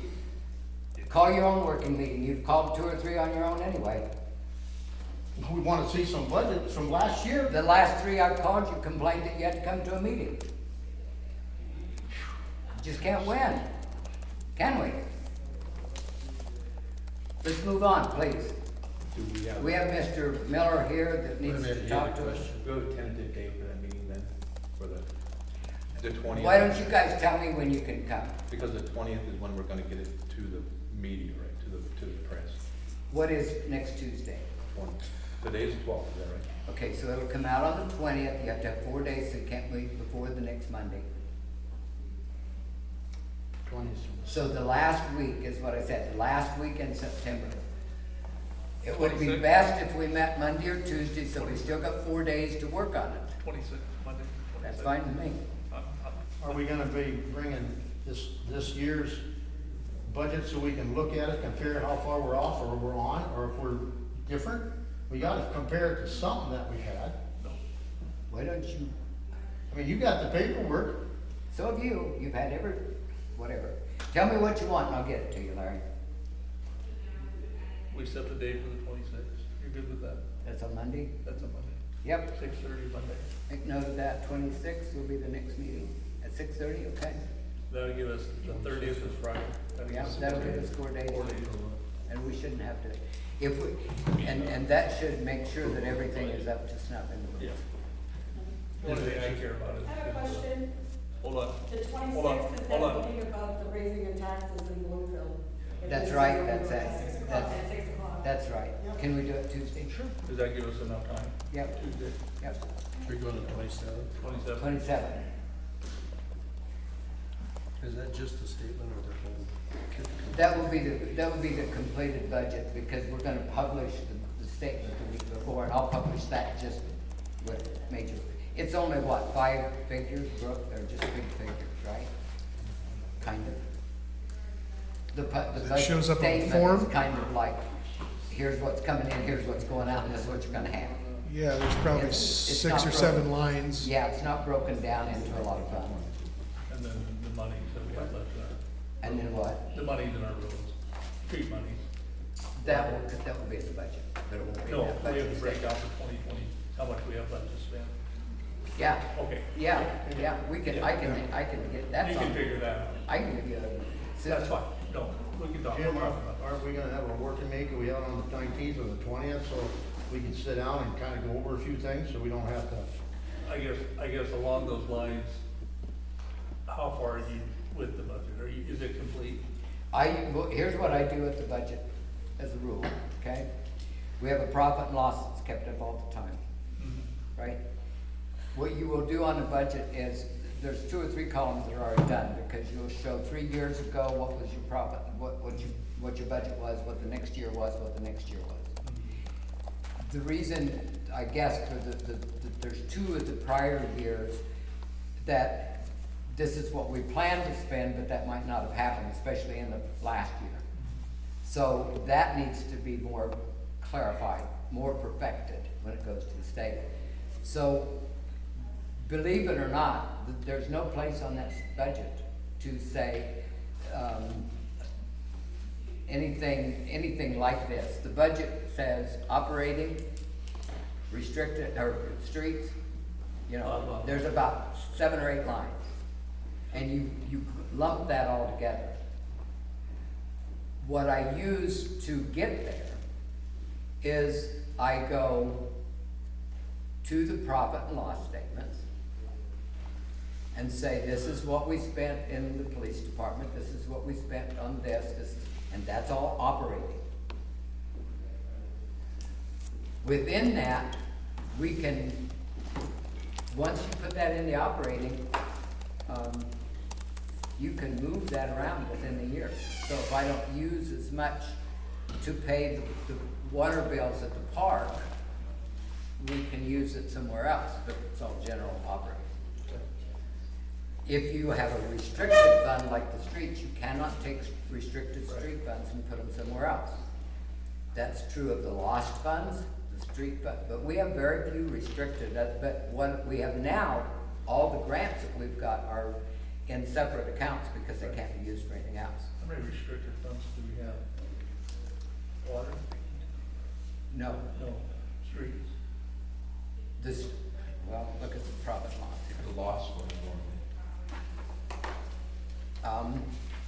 If you look at your profit and loss, you printed versus actual, budget versus actual. The budget, I guess, is on the next page. But this is the actual, and this is only 1 month, or July 1st through September, so it's 6 months maybe. So in your 4,000s, that's your income, okay? So look at this Knox County distribution. That's all from the county. Why it's broken up? The big one is your real estate, personal property. That's what we get. We get that figure at this, we've already got that figure estimated. We divide that figure by 100 and take it times your 50 cents, and that's what we get in taxes. So you take and that doesn't change. No. Okay, so the homestead exemption is part of that. The commission, that's what we pay them back to get it. We get the interest off it. Now, see the motor vehicle, the motor tax, Right. and the township. All 3 of those need to go to the streets. That's part of our income for the streets. That's what creates our 25% of what we get from the state. That's part of it, okay? The next one is. I'm gonna stop you. We don't have to go through the whole thing tonight. Okay. I understand what you're saying. But look at the You next can- one, yeah. there's your restricted ones, Right. James. Could you- There's your CBDG, there's Right. your grant money, there's your, the ARAP grant is for the sewer. Yep. The pool funds are restricted, I can't take those and put them No, anywhere. I understand that. Can Okay. you, so, once you kinda get this, could you email it to us? I know Larry wants to have a meeting, all I care is to see it. Yeah, Yeah, if you could just email. So We what- can talk about making changes if you want to, but majority of this is, like you said, it's restricted to here, restricted. to and there. one of the rest things, one of the general big fund. things, one of As the long as big our things. changes get put in and be recognized instead of just going through the motions. You know what I'm saying? Yeah, but if you can see it, and. Well, you can see it, but if we wanna make some changes, We still have time in that meeting to make changes. We don't have to have 2 meetings To make change, because you can't change very much. No, You can't change very much, it's pretty well dictated. so if you can email that to me. or Yes, email- yes, the big, and one of the things that I found out in this, when we talk about restricted, we talk about it restricted here, that's the way the auditors talk about it, that's the way the clerk book talks about it, et cetera. But when you go to the budget, when they talk about restricted, they say anything that comes in public funds, so anything, everything here is government funds except the water sewer garbage, that's our business, that's a proprietorship. The rest of it is restricted. And why does that matter? Because they use that in the formula that says this is your cap on what you can keep. Not what you can spend, but what you can keep. That's why we've got trouble with the streets. We've gotta spend it, now, what's the exceptions to that? Capital investments, some of the things that's the only thing we really get to decide, and right now, it looks to me like most of it's gonna go to that sewer. Okay? Okay, email please. Okay, so let's move on, oh my gosh, Mr. Miller's sitting here through all that. I should- Please have, you show, it looks on its face. Are we good? I'm fine. USDA, Animal loan, Mr. Miller.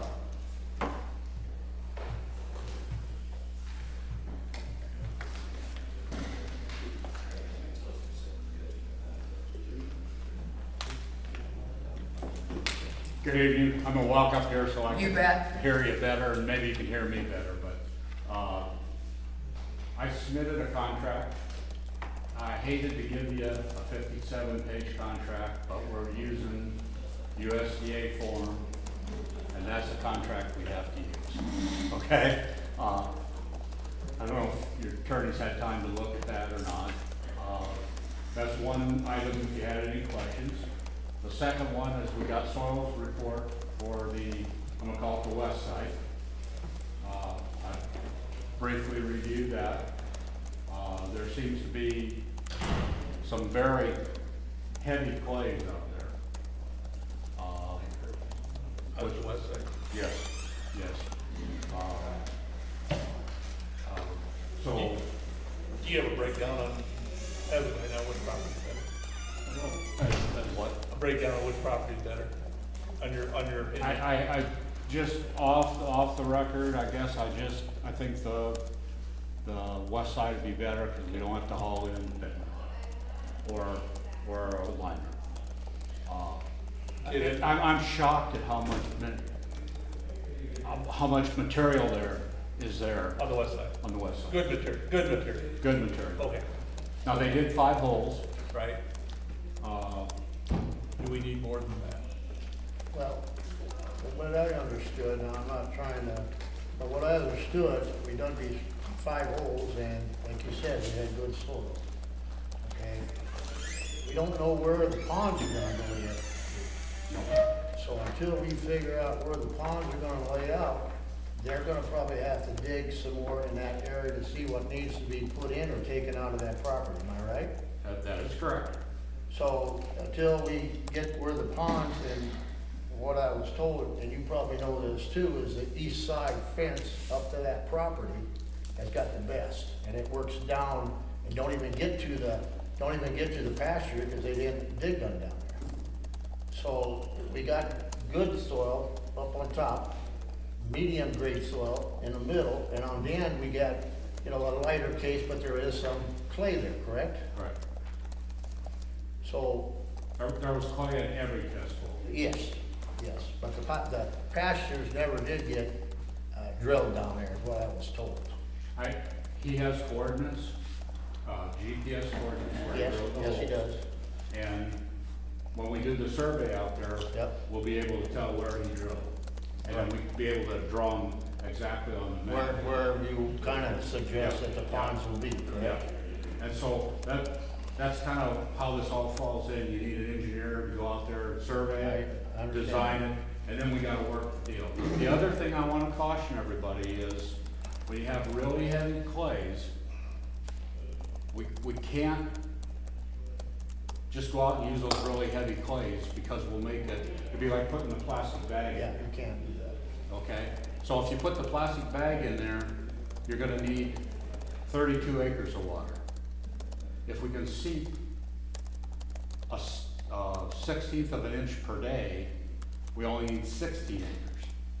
Right. We need half the lagoon space, okay? So it's very critical on that site that we work with the geotech. Right. And I've called him and talked to him, all right? Yeah, But we can't just, we gotta we'd have to be very careful what materials we use. Kind of blend it according to what we need. Blend it, yeah. Actually, on that very tight stuff, you'd have to put sand in it to make it work. Yes, it's probably too heavy, It's too heavy, it's too tight, and we call it but Loveland. he does have sand on that lower, Yeah, where they drilled it, there's like 20 feet of sand, he told me. okay. And he said we could use that someplace if we had to. But the good thing is we have the acreage and the geography to work within that to get the very best option we can to save us costs. We would have to look at that. Yep. I guess the next step is a survey, and then, That- get the north from the treatment plant would be, that I'd like to discuss. But, That's my other question. Obviously, you're saying the west side is better soil. What's the cost of going east compared to going west? I don't know who owns all the properties there. I guess Direction? on going north of the wastewater treatment plant. Okay. There's a couple routes that you could go. You could kind of go follow that stream bed. Right. You could kind of go west a little bit and then go up the line, and you could go east, and I don't know who the property owners are. Okay. So I didn't know if you guys knew. But we still didn't get an answer from that side of the fence. You know, they never give us a yes or a no. They haven't made no decision yet either that way. Am I right? The county. Okay, The county. the county. The county hasn't made us, I believe there's no problem if you wanna go up that way. well, They, can we, you know, do we have to follow the road, or can we talk to the property owners over here and go through their fields? You know, I don't know how deep they're gonna have to go. we wanna go about 5 foot, 5 foot deep? so we don't have any frost. We don't want that line to freeze. It's gonna pump, stop pumping. 5 and deeper. Yeah, maybe even a little deeper. Yeah. When you say go across, I have to ask you where. What are you Okay. talking about? Okay, so right here is the, if you see it, the red district plant. Here's the, Okay. here's the ball. Right, we own this piece right up in here. You own all this? Now, well, some of this, this is still trenches, right? Then we could go ahead and, we could go from this plant that we got here, we could go across 121, because Bob checked that out. And then there's, Gunther that owns this piece across this. So if you wanna go across. That would be a cheaper way and a faster shortcut way.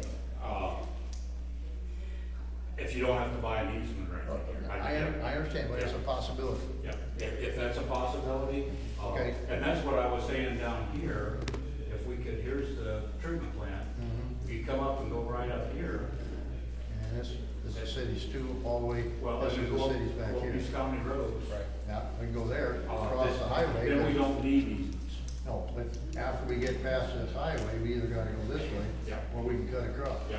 If we can get this property right here, then we'd be along the highway, the road all the way. Right, We could go all the way. right, Yes. right. This road right here, gravel road, has Lewis and Clark water main.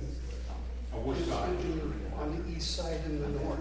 Yeah, because the east side is definitely the side you want to put it on. Right. Okay, that makes sense. My question is, what's the setback from the pressure 10 base? foot. Oh, just 10. We have to be 10 foot 10 away. foot. But again, if we have that route, somewhat, we have the survey area, we call for utilities, we plot all the utilities, and we say, we want to go on this side of the road, we want to go on this side of the road.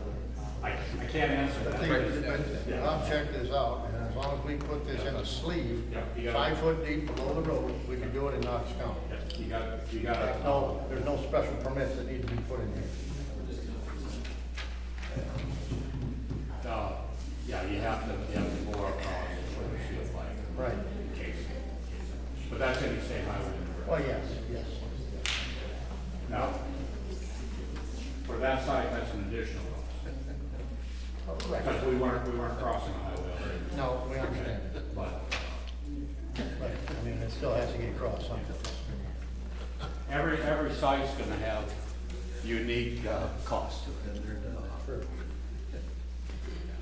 So, let me see, the figures or that you guys are gonna come up with, is that gonna be, you know, once we decide to go one way or another, you're gonna have to give us a number of what we're talking about to get to this point, correct? Yes, yes. And then we're gonna have to figure out where them ponds are going, correct? Yes, yes. And then you can get us a number together, correct? And we will do a revised cost estimate. Right, Yes, we will. Yes, we will. And that's part of this contract. okay.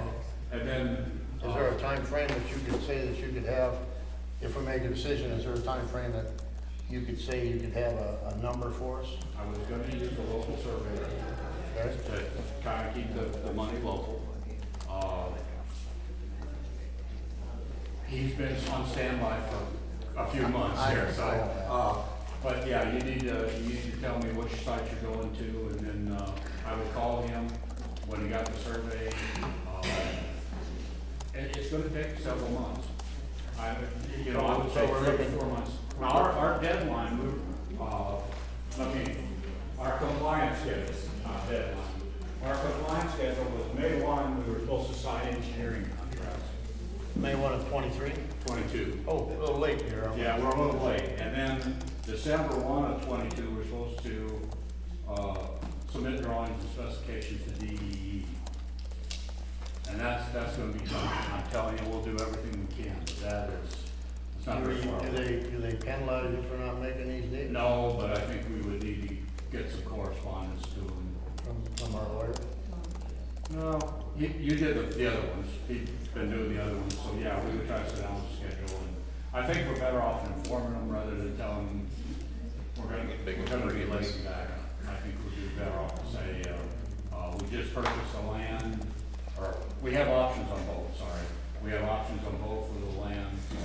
Go to this one, and we'll have plans and specs to you on February. So we almost gotta make a decision which way we're going tonight. Be probably If you want to discuss it, it would be great, yeah. If you're gonna, yeah. Now, I kind of understood you wanted to go this way if you could go, if there was, if the county permitted. If the county comes out. Yeah. We don't know that yet. Well, we won't know that until we get an engineering contract and survey. So we're kind of stuck in someplace here. And if we got this, if the ground and soil is better here, then myself, I would think that there would be no complications compared to taking a guess if they're gonna do something for us over there. Again, depending on the roof, the pipe might be a little bit longer going there. Yeah. Probably won't have to put near much soil. That's just what I was gonna say, the pipe might be a little longer. You probably have less imported clay, if any. And those are two of the bigger items. The other item is excavation, which you're gonna have on both sides. And you're gonna have riprap, which you're gonna have on both of them, excavation. So, What about the route? Like one of the things that we talked about earlier was if there's so much swampland and so forth to be able to go through, does that cost more money? Is that? yeah, well, no, I think you're talking more north of the treatment plant, aren't you? Anyway, Is just that going, right? just Yeah. going. This is kind of a wetland, creek kind of thing through here. So I didn't know who owned that property, because if we could shoot out the plant and go up there to go 6 or 7 foot deep. Okay. And get out all that. Going straight north from this pipe. I know there's a lot of swamp in the creek and stuff out there. Yeah, it's in the trees. yeah, I yeah. can't imagine trying to dig around the trees. That's kind of what Pat and I were looking at that down through there the other day. Mr. Merrill, I got a couple of questions. Yes, sir. From a legal standpoint that I think is important. Number one, I would like for you to give us a timetable where these guys are gonna make decisions as to which way they're gonna go. And I realize it sounds like to me that the first thing that has to be done is a contract signed with you, right? Right. Because you can't really do anything until that's done. I hate to spend that much money. We've already are doing the environmental review on both sites, because that's what we were kind of directed to do. Because we had a conference call with USDA, and they wanted the environmental sites on both. Okay, so it's not gonna impact from a time standpoint with USDA as far as the financing part. We're all covered with that? Where we are trying to procure that right now. Okay, and so from the standpoint of them making a decision, what is the timetable that you would have the information to the council in order to make a decision? On a timetable? Well, I'm talking about as far as, so they can make a decision. They're going to either go east or they're gonna go west. My recommendation, generally, based on these soils, and other things almost being equal, would be going to the west. I have to, yeah, you have very little play in the east side. We have to haul in stuff. And we have to. That'd be an expense so that we wouldn't be And looking. it's gonna increase costs. And liner, riprap, dirt quantities, and piping are our four biggest costs. Well, the reason I'm asking this is, I mean, I agree with you wholeheartedly. I mean, I don't wanna go to them November 20th and say, hey, we need some extra time. You know, I need to have something to get a hold of, environmental people to say, here's where we're at, this is what we've done, this is the decisions we made, this is what we're looking at for this and that, and this is a more realistic, under the circumstances of where we're at. I mean, I would need to have something like that, and for the council to make a decision before I can go to them and ask for. And I can write you a letter and say that we were gonna go to this site, and we went over to this site and we did find clay. Kind of thing, and give it to you in a letter. Would you say that the difference in the cost, because the clay is there, is going to make up for, at least mostly, the expense of going a little further or going through a wetland? Yes. Then it seems to me like you go, That's what we brought you in for, that's what I'm looking for. Is that- Looking for direction. Yep. So I guess I'm trying to do that too without. So we can expedite, by making a motion to approve a contract and keep this going, right? yeah, so Let's do- get I'll make that motion. get the contract signed, get them going with what they need to do. And the only thing, I would make this stipulation, if you start your surveys and everything to go west, then the same thing that applies as when we were going east. If it becomes an impossible thing, we've got a year for that option. Don't let the option go unless we know it's gonna work. No, but That- I think, going does that off his make- recommendation, we go with. I got a motion here for this contract, I'll second it. Okay, so, and then okay. What I was gonna suggest was that you make a motion to approve the contract because the contract doesn't say go west. The contract is, and then also make another motion or add it to it, that they expend their energy going west, however you wanna say that, but, I purposely opted out. yes. That would be smart to do tonight. But, I mean, just approving the contracts, you've still got the up in the air. Let's decide. James, are you on that? To decide which way to go? Bob, are you on that? Yeah, If we we got a decide motion. which way to go as well as the contracts? Yeah, I made that motion that we're to approve the contract to go west. And go west? Okay. I second it. I didn't hear the and go west. I didn't hear it in there. I second it.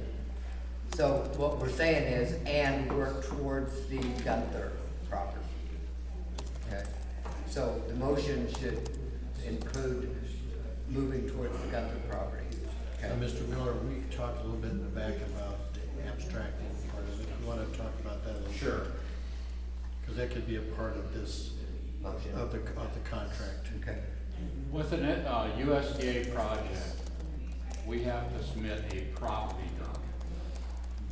And we prepare that property document and we show what route we're gonna take. It goes to your attorney, and the attorney has to verify that you either have an easement or the ownership of that property. Okay? It's gonna be messy going north of the treatment plant. So if we go down the county road, we can get an easement from the county. And that we would do. We can go just this county road right here and then go this way and then cross wherever. Well, yeah, we could either make an L out of it or we could go. Whatever, which way, but we could follow the county road and get better approval. Yep. But getting north of the treatment plant to the county road, I assume that's the county road, right? Yeah. Yeah. We really will need an abstractor, so the Over here on attorney, this property over here, yeah, the attorney can verify that you own property. Cause we'll probably have to, we might have to purchase some land there or an easement. And you're saying that's Tranky land, the farm grounds, Yeah, that's true. so I don't know what. Well, it's either Willie owns the property, I think, and I think his two boys farm. I think Dave owns all of them now.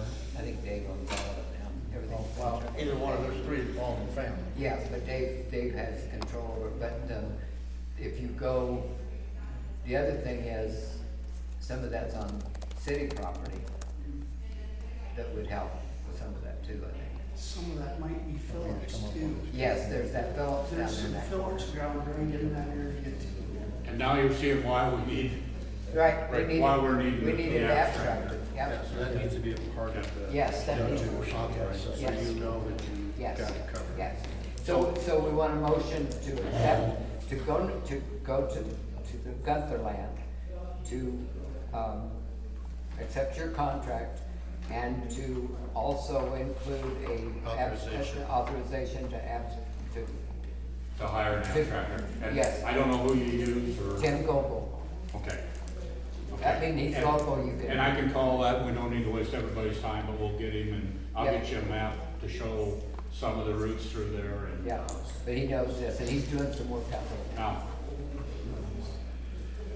Larry's talking about cutting catty corner across, Possibility. possibility, after you get across the highway, then going right out to the lagoon.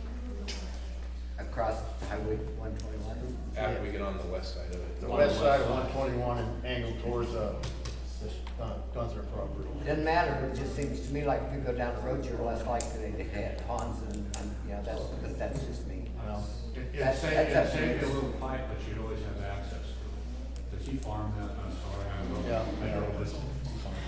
And so if you had a break out there in summertime, Field work, or crops and you crops them anyway. So we might be better buying the pipe On the road. and Go going there, down. down the going, road. just make an L out of it. All right. Yeah, yeah. So we got a motion there, and we got a second, so we gotta take a vote. So the motion is to approve the contract with Miller's, to, approve his contact with an abstractor to find out where everything is, and, what's the other one? go west. And to go to the Gunther line, yes. All right, he motioned it. And that's a motion by Bob, second by Larry, vote goes to, Bob, Yeah. Larry, Yes. James, Yes. and Bob. Now, again, there's nothing wrong with the east side, but it doesn't have as much clay, okay? I told Terry that, just for your information, I told Terry I would call her as soon as we know anything, but we're not gonna back out of that option until we know this works. Don't burn any bridges. Fire up the survey right away. We're in contact with Yeah. USDA. trying to But get we don't money. wanna tell her we're out, I think it's yours. because they're still in that. In plan. your honest opinion, a project like this, how much of that can be paid, or how much of that should we expect to be paid by grants? I would say that your user rate would probably be about $40 Okay? a month.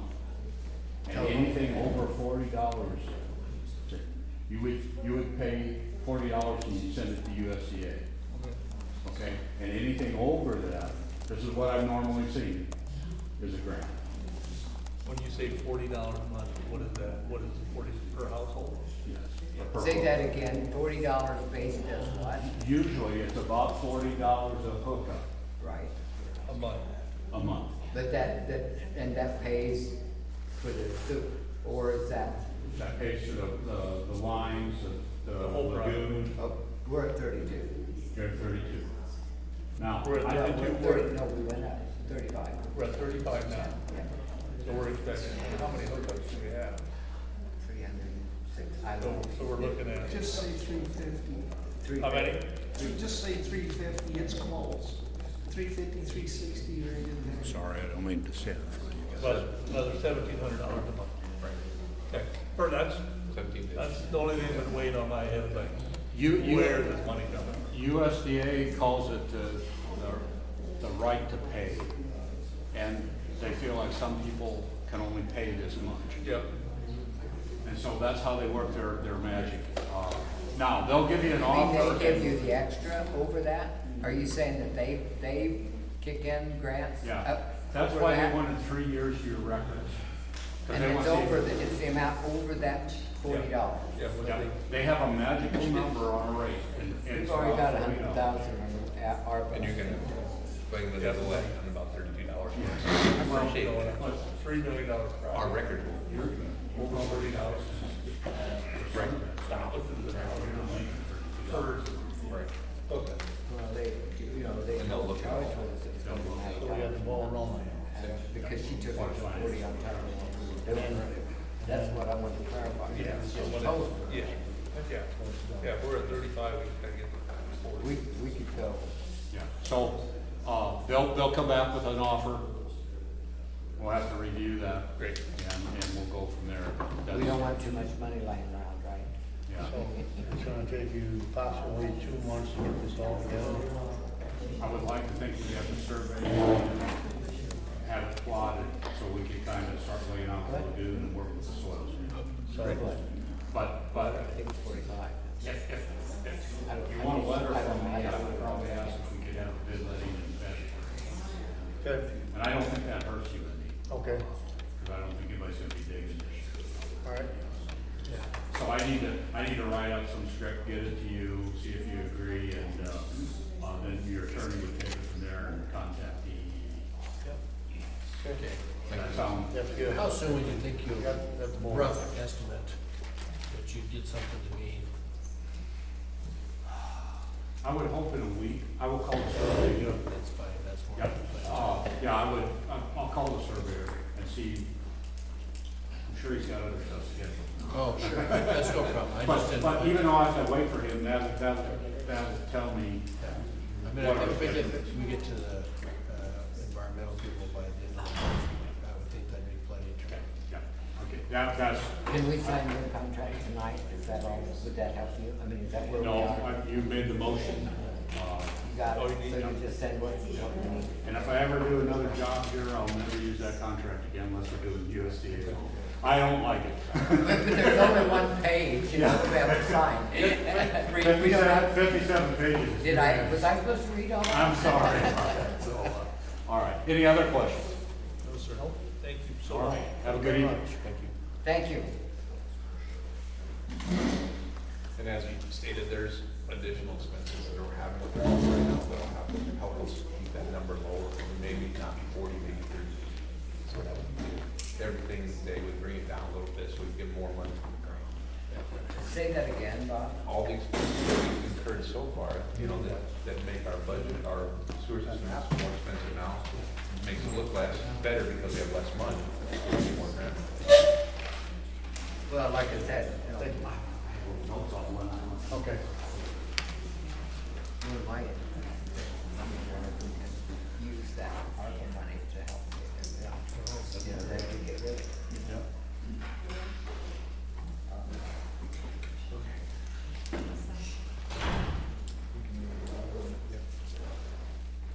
Okay, economic development, is there a representative here?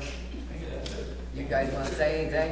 Yeah, the city council has an application in front of us from a local business for the LDA 40 development, economic development grant. Yep. We received an application, you guys have it? Yes, sir. Yep. All right, we received an application from a local business, the Shop on Second. We, the economic development committee, reviewed the application and voted unanimously to accept the request for LDA 40 economic development funds in the amount of $2,500. So the Crofton Economic Development Committee is submitting this application to the mayor and city council for review and approval. And that's where we're at. I'll make a motion to approve the economic development grant to the Second Street coffee shop building. I'll second it. I'll second it. Bob or Larry? Okay, who wants to second it? Larry can. Okay, motion by Bob to accept, and it's Larry second. Vote's gonna go to James. Yes. And Bob, Yes. and Larry, Yes. and Tom's absent. Thank you for your diligence in this matter. Now I just have to figure out, I don't know the next step. So Okay. we'll figure it out. We can, Raya's pretty good to help with that down there, and then, that Higginbottom also, if you need some help, and I'll try to get with you with their names and stuff. The next Talking is, about dispersal of the funds. yeah, Okay, yeah, that's the step. yeah, that's fine. Okay. Whatever paperwork that they would deem has to be done by the state or whatever they Right, get. okay. Okay. Planning and zoning, anything you wanna say, Mike? Let's see, we've got a conditional use permit that will need a public hearing for you guys Is that the one for Weeble House? Yeah, for. Would you guys mind if we put that on our meeting that we're gonna have for the budget? So we can get that done for him, or would you mind having, do we need a special one, is he in a hurry?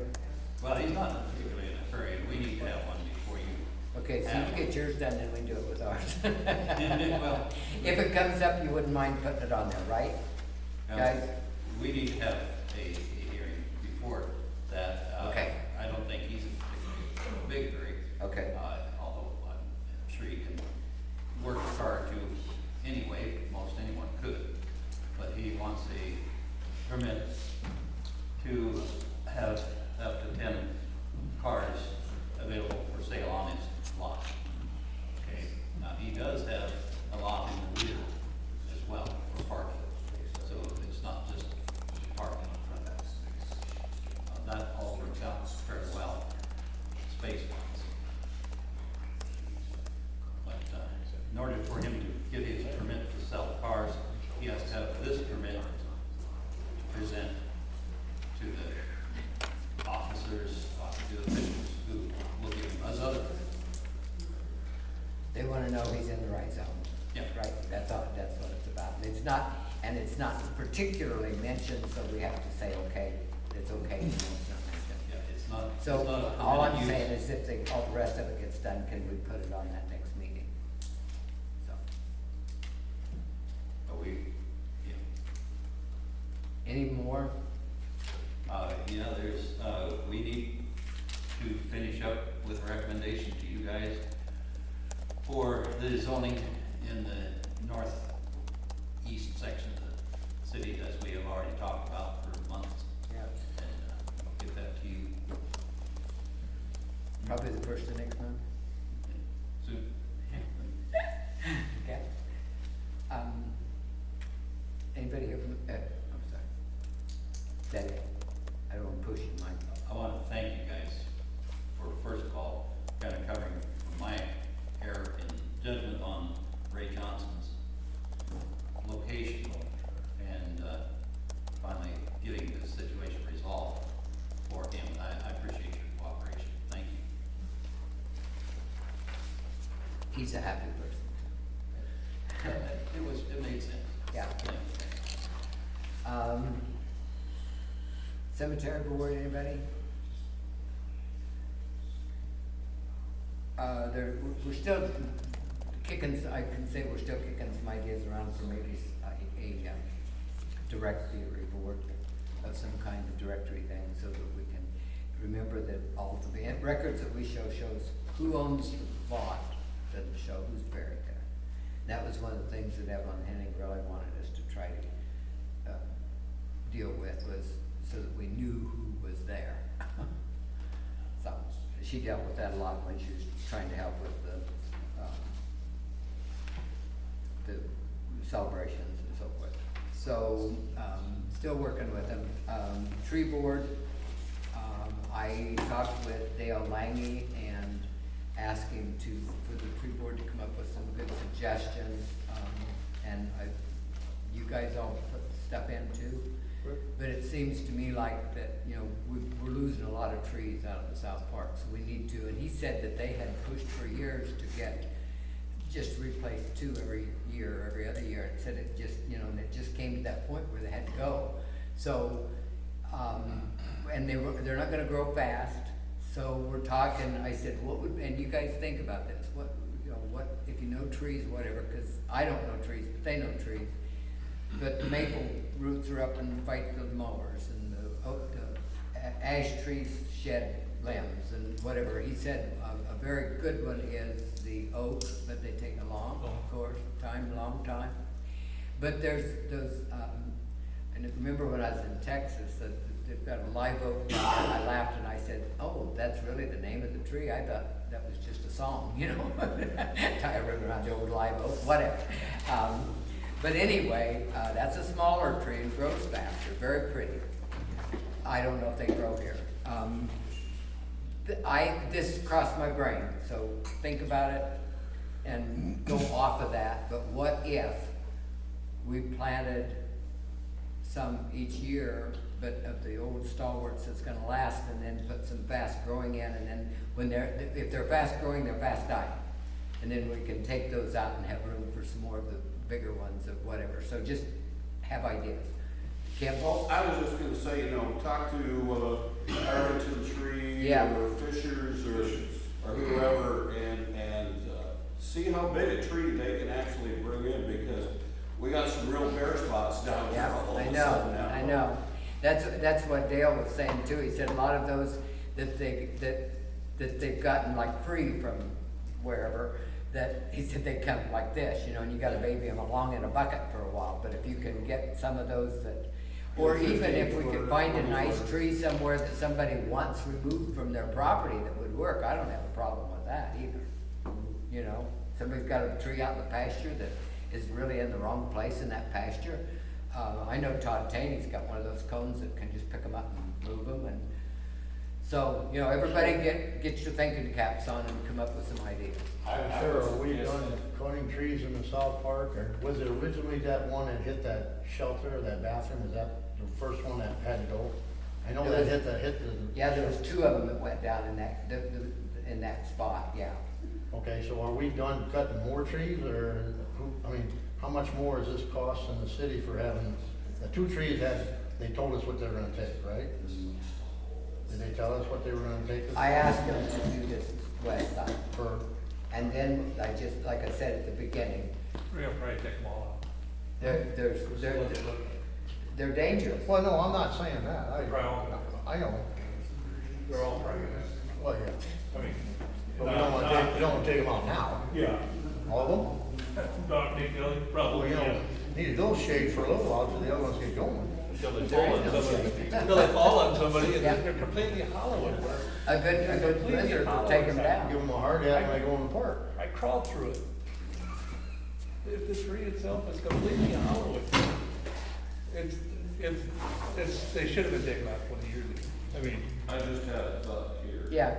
Is there anything, Patrick left, well, no, here. Is there anything in the north part of the trees, the arboretum trees that are in the wrong place that might still be able to be not too big to be moved to the south park? There's getting borderline, but it is a possibility, they're starting to Long follow Neck each Creek. other, so that is a possibility to thin them on the north park as well, yeah. Yeah, It's that's close. a good idea. and it's a liability issue now there, that we're aware that these trees are that rotted. And if we don't do something about it, then we're gonna have a headache. But Fisher's got a big mover, and we can ask him what big tree that he can move. No, that's what they were saying, we can move some, but these trees here, Yeah. they're turning into a liability. They got Holstein's tree thing that out there, and so we can find out. Yeah. To replace some of them, we're not gonna find all the trees that No, put in there right away. I agree, I think we should replace. Ask those 2 guys. But that costs too, so. to Yeah, get 'em it's all out, gonna cost something you to know. do, but these trees are turning into a liability. Did he check all these trees there? They all need to be removed? They've been checked. Four. Well, Not all of them, but not quite all of them, but all of those big ones on that east side, So he's pretty much done taking down big trees at this point? as I far as- haven't looked out there. Okay. I haven't had time She to just go said through that, and I it. called him. Yeah, I looked at that thing too, I was like, Surprised I how was bad. shocked how bad that was. Just shocked how bad. That big one, Yeah. yeah. Those are the trees that Boomer and I have planned in the next 4 years to try to take out 2 or 3 a winter. So hopefully that we're good for a few years without taking a few more out. Good. Oh, and just for your information, I've asked 2 people to come in and give us bids for fixing the roofs.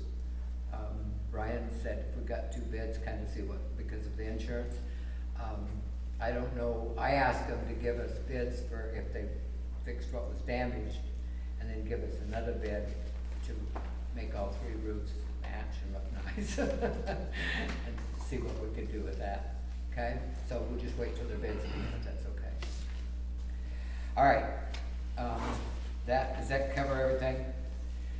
I don't have anything I need to say. Chief Carter, do you want to say something? The only report that I have, what I gave to you, on the very first one was the August, 2022 contact law.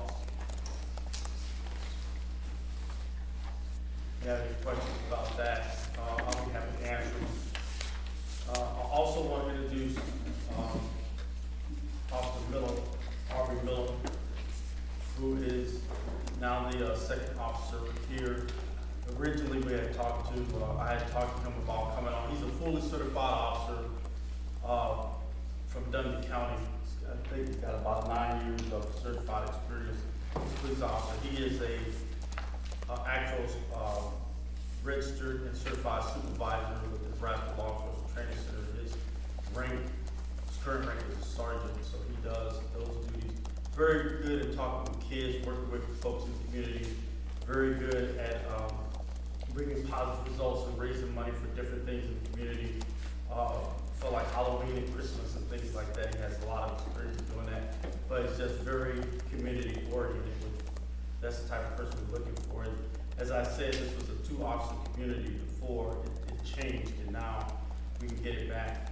So I wanted to bring and present Officer Miller, because I know folks have seen him driving around in the car and all of that. Wondered if it was really me, but it wasn't me when they saw the beard. Taller. And he's taller than me. He weighs a lot more than I do.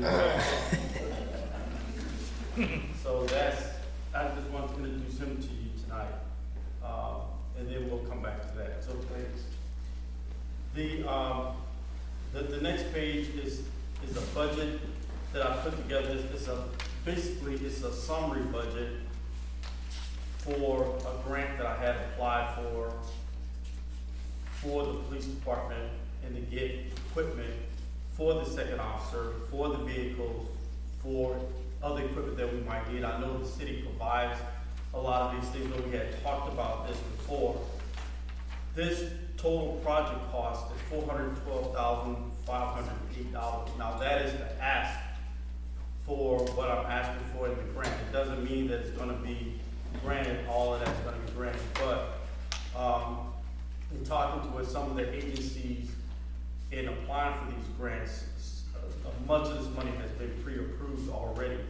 The only reason that, some of it hasn't just come through is because, like I said, at the time, our DUNS number and all of that, well, it wasn't the DUNS number, but our SAMS number wasn't valid, which we have since amended and got all of that straightened out. We're all good right now to accept grants and things that might come up. So this is one of the ones that I applied for, and that ask was for $412,000.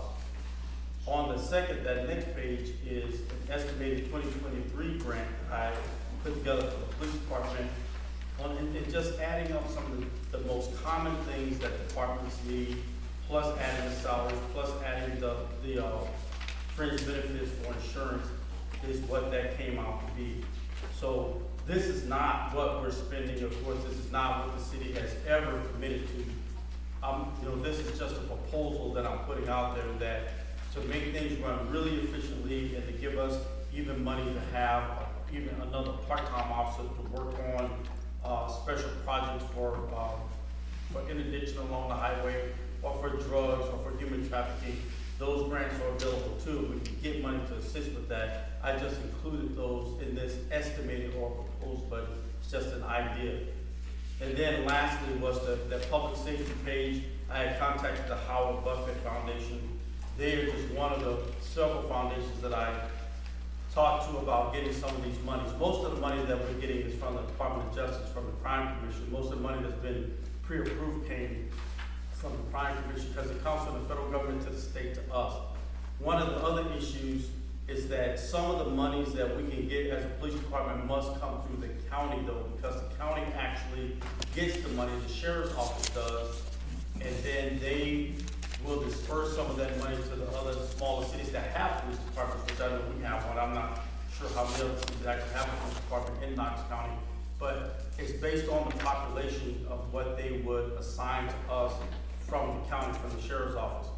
And with that being said, one of the things is I don't want to always just depend on grants solely to have money for the police department or to have a second officer or to always buy vehicles and equipment. I have an ask out for vehicles that are coming from Kansas, the Kansas State Patrol. and also ask the city of Lincoln for vehicles that they might have left over. They have less than 48,000 miles. They won't have those until after October, November, because they had trouble getting their vehicles in because of the whole situation with the vehicles and getting parts and chips and all of that. So they're having to hold on to vehicles a lot longer.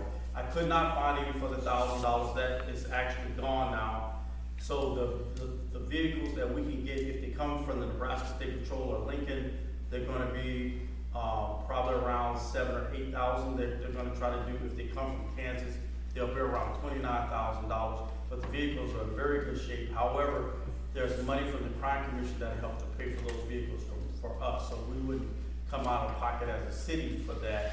But just to let you know that that's what's coming in. That's what happened with the whole vehicle situation. So, do you have any questions for me as far as this?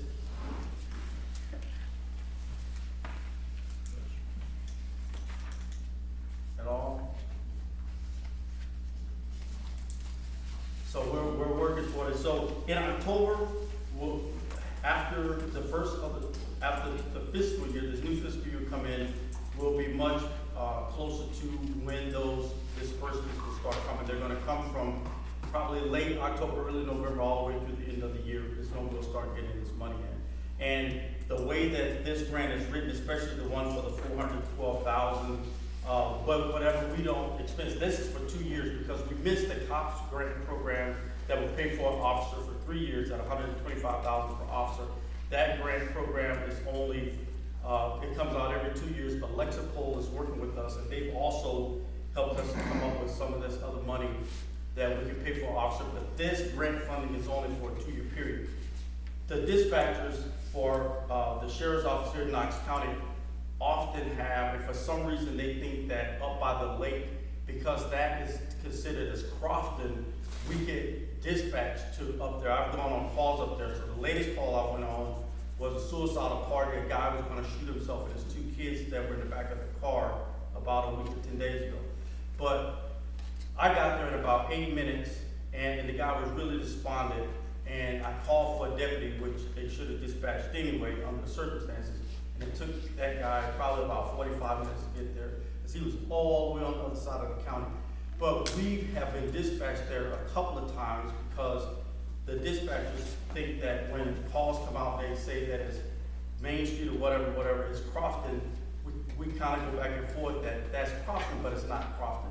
So what I wanted to ask is there any way that anyone from the council or the mayor or somebody could just make the contact with how, I don't know how it's set up there, that if we could provide police services for them, because they pay for their water, the garbage, the trash, and I don't know if they have a homeowners association up there or however it's done.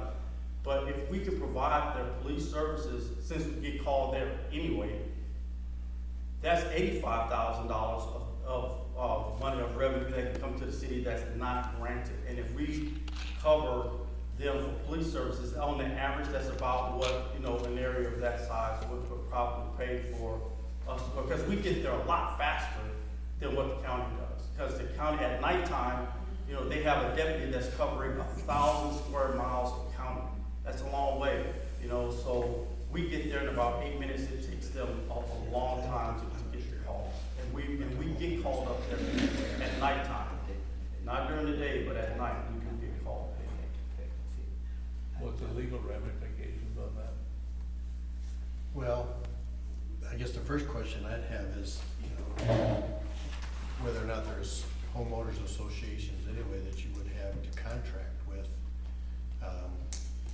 That would be my first question, whether there is or not. And as much building that's been out there in development, I'd be surprised if there's any one that's covered it. So you probably have several of them that you'd have to try to figure out, and I'm not sure exactly how you would do that, other than going and contacting some places and trying to figure that part of it out.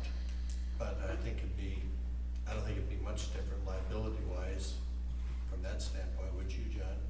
No, I don't think it'd be much different liability wise, and I believe that the citizens there, or the homeowners there, would buy into it, even if they had to pay, like I said, I don't know if they have HOA, some type of tax or fee or whatever to help to expense that or pay for us to be there. to cover that since it's not actually, you know, a part of this, because I don't think we get tax revenue from up there. But they can certainly contract with us to pay for police service. It would be no different than what they're doing with the sheriff's office right now, if they even contract with the sheriff's office. That's my question. Are they contracting with? Well, that's the question my first question was, is whether or not you even have, you know, some of them may not, those have been over there for so long, I'm not sure that there are some homeowners associations, there may be some. Hideaway had one of the wells out there. Was there? Yeah, but I mean, that's I been guess a that long would be time their, ago. that I would know be, Hideaway has something, but I don't know if they all do. yeah, and I just don't know, that would be the, I guess, John, that would be where the research comes in, is Okay. the territory here, you know, are there homeowners associations and which ones do they cover? Because they clearly can contract with you. Yeah. And Devil's Nest meets in here, that's their sewer division, so, and ask them for whatever. I just don't know how many of them there are, I don't know how much the territory would be. Right, it'd just be another good revenue generating source for the city, without it being on, you know, this specific, you know, tax rate for the water, sewer, garbage that pays for everything. But, because if we're providing the service, I doubt if they have a contract with the sheriff's office, because cities of a certain size have to have a contract with the sheriff. If the city falls under a certain number of people, then because it's in the county, the sheriff just provides those services anyway. But there's nothing to stop them, even if it's the size of a village, from contracting for police services. If we can get there and, you know, just cover it up in their little ordinances and things that we agree to do, that they can certainly contract with us. Well, you certainly cannot live on grants alone. No. I mean, that, they eventually go away by an administration or this or that, and then you're looking at having to make a very hard decision financially, when people are used to services, to take those services away. And so that would be a nice way to supplement that and keep that. Keep something coming in. How do we know where to start? Well, I think you can, you know, you can check and see, you know, I guess I would, from the standpoint, I mean, you know the territory you're dealing with, and I think it'd be a matter of checking with some of the, you know, just stopping at people's houses. I mean, you know, you've got the. Yeah, we know enough people, I can make some calls tomorrow and find out what certain areas have. Yeah, then you can look it up on the, You know, Secretary of State. Ken Bank, I'll make some calls tomorrow and find out what they Secretary of have. State. And if you get the names of it, you can check on the Secretary of State, find out their annual report to know who the person would be to contact. And then maybe they know who, whatever areas might have one. Yeah.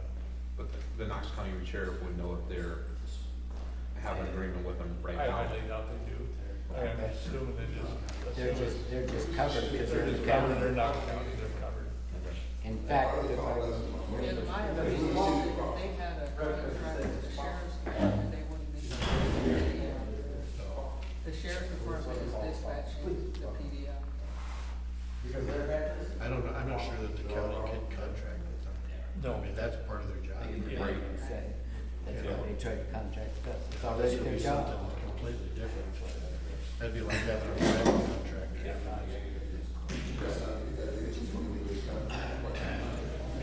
Okay, well, that's all I have, if no one else has any other There's questions. federal properties in there as well, right? What's that? Yeah. There's some federal properties in there. Lots of it on the same page. Yeah, the whole golf course. And then you got the second Cedar too, because it's right there. Vicky, you want to say something? Well, like when they ticket somebody, do we get money from the state for that or the county for that? Most of the ticket money goes to the schools, right? Yes, but one of the things that I'm working on now is I'm trying to enroll the city in the stop program. So when we write a citation, under the stop program, how that works is that when we write a citation, for example, and then let's say that it's, you know, like a $200 ticket, the person can opt to go to the stop program, which costs, I think it's $249 now, right, or something like that. Right, so, but that money, they can pay and attend the stop program. We would get that money, because that money would come to us directly as the police department, to the city, to pay for things like at the schools, and we have discretion to use the money for the equipment and things that we need, however we want to. But the advantage of a person going to the stop program is that if they stop and get a citation, for anything other than them for like willful reckless or being more than 21 miles an hour speed limit, the citation gets dismissed, there's no court appearance, there's no points against their license, and it doesn't get reported to their insurance company. So it's like they never got stopped. So Nebraska has that, and certain law enforcement agencies are in it. So the advantage of doing the stop program, it definitely creates revenue for the city. We can create revenue for the city for the stop sign violations alone, but because there's a lot of people that run stop signs, so they've been here for so long, they just don't see them, especially that one up there on Sharon Street. So we can write a stop tickets, right? They have to pay like, $249 to like, I think it's $269 to attend that class.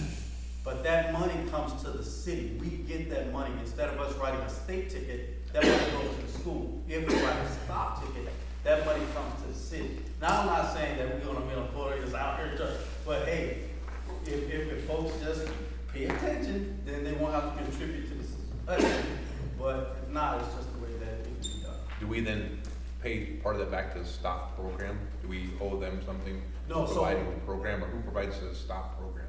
The state. The state. So they take their money out and then they send us, but that money comes to us. So instead of, when we write a state traffic citation, that money goes to the state and goes to the school, that money goes to the state and comes to us. So there's a percentage, it's like they'll split that money, but Right. we'll get that extra money. Okay. But when we write citations, but the citations get dismissed. It's easy for the county attorney, it's easy for the city attorney, they don't have to process the citation. Yeah. They can't wait for you. Any other questions, anybody? Thanks, John. All right. Okay, no ordinances or resolutions. Patrick has bought a couple of things that we need. I told him that there's some of those tools that we need, so you'll see those showing up, and some of them will be through the streets, some of them will be in the shop, whatever. But we need to, I don't know, Pat, do you wanna talk about any of that? But we wanna put some in the budget, is what I'm saying. So those kind of things, I'm gonna ask him to get some specific tools for you guys to look at that we can go right down the line, and he can take his home with the ones we need or whatever. We'll have to make some choices with the budget. But that's gonna be one of the things we're gonna look at. Okay? It's kind of what. Do you have a list, Patrick? He's had a list. I have a list. Can you email that list to all of us, please? Yeah, Could you do that?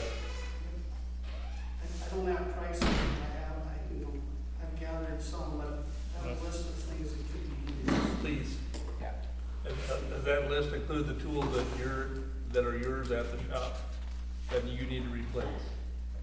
I tried to make a list of what I thought would be helpful for the city to own.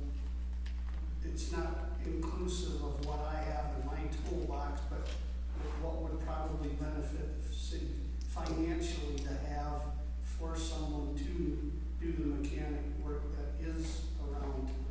Right, but we also talked about having you take your stuff home and replacing Well, it. yeah, I would take my stuff. home, Okay, yes. okay. Yes. Make sure we're on the same page. But I'm not expecting the city to, there's things in my toolbox that I use that would come home, but it's not on my list for the city to buy.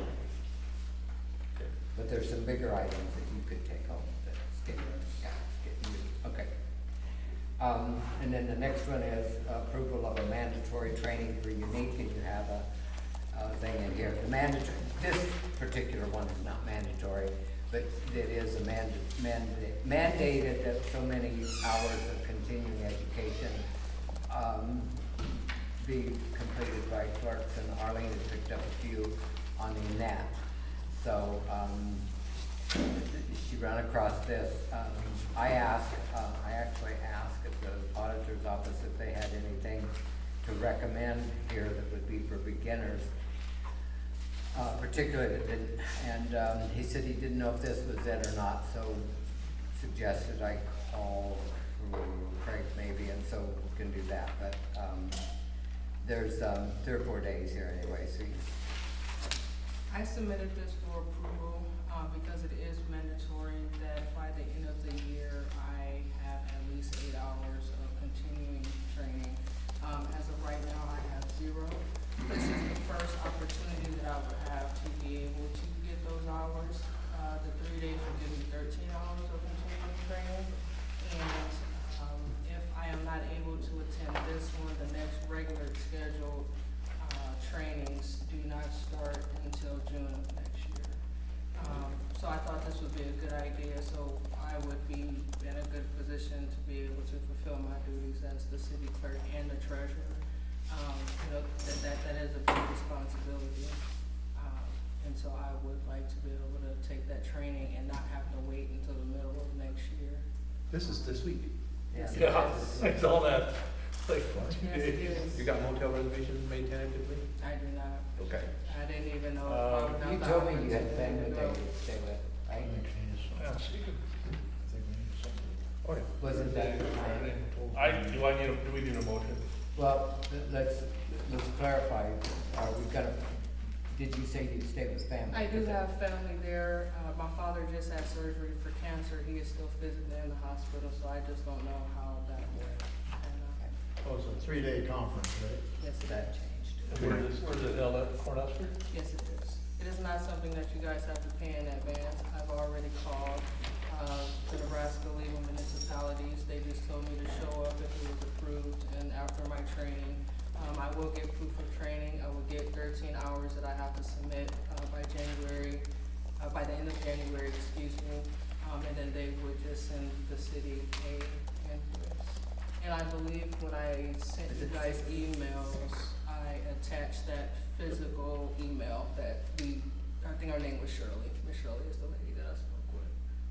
Now, is it, so it's 8 hours a calendar year, or when you start? I believe it was just 8 hours of continuing education. But I mean, but you calculate it from January to December, is that how you do that? Or- Yes, sir, yeah. Okay, now, do any of those hours carry over then? So like if you get 13, next year you only need to get 5 or whatever it is like that, do you know? I do not. Because I know like in for the Nebraska bar, you have to get 10 hours, but if you take more, then so many of them carry over. Yeah, so that would be a question to ask. When I had spoken with the young lady this morning, she just told me that it would give me 13 hours of training, and then I would have to get that registered and approved by the end of January. So my assumption would be that it would carry on for that. And at the very minimum, it will hold until I can take classes in June, is when those next classes open up. And they are very clerk and treasurer specific. So I'd like to make a motion to approve the meals, mileage, hotel, and the registration costs for you to attend this event. And to stay at the Cornhusker Hotel? Right where it's, right there at the convention center, yeah. I second that. Motion by Bob, second by Larry for approval of the, training center at the Cornhusker along with the motel or hotel or whatever, all the fees, to be paid later as billed or whatever, but a motion to attend. Seconded by Larry. James? Yep. Bob? Yes. And Larry. Yes, Who made that motion again? Bob? Bob. Yeah. Bob did. Okay, let's, we have to approve the minutes. There's 3 special meetings and 1 regular. So if you've had those, well, I think we can combine all those. We have a motion to approve all 4 sets. I'll make a motion to approve all 4 sets. Okay, motion by James. Second. I'll second it. Second by Larry. Start with Bob, Yes. Larry, Yes. and James. Yes. And Don's absent, I think I forgot to say that the other time. And then the next regular meeting is going to be, anybody know the date, the 1st of October? Oh, yeah, 3rd of October is here right in front of me. But 27th will be a special meeting. 6:30. 27th, special budget meeting at Did you- 6:30. Did you approve the claims? May I do the claims, Yeah, no. So, got those in there. Let's see, where's the claims? Okay, That's a way. yeah, okay, the claims are listed there, so with a motion for approval on those.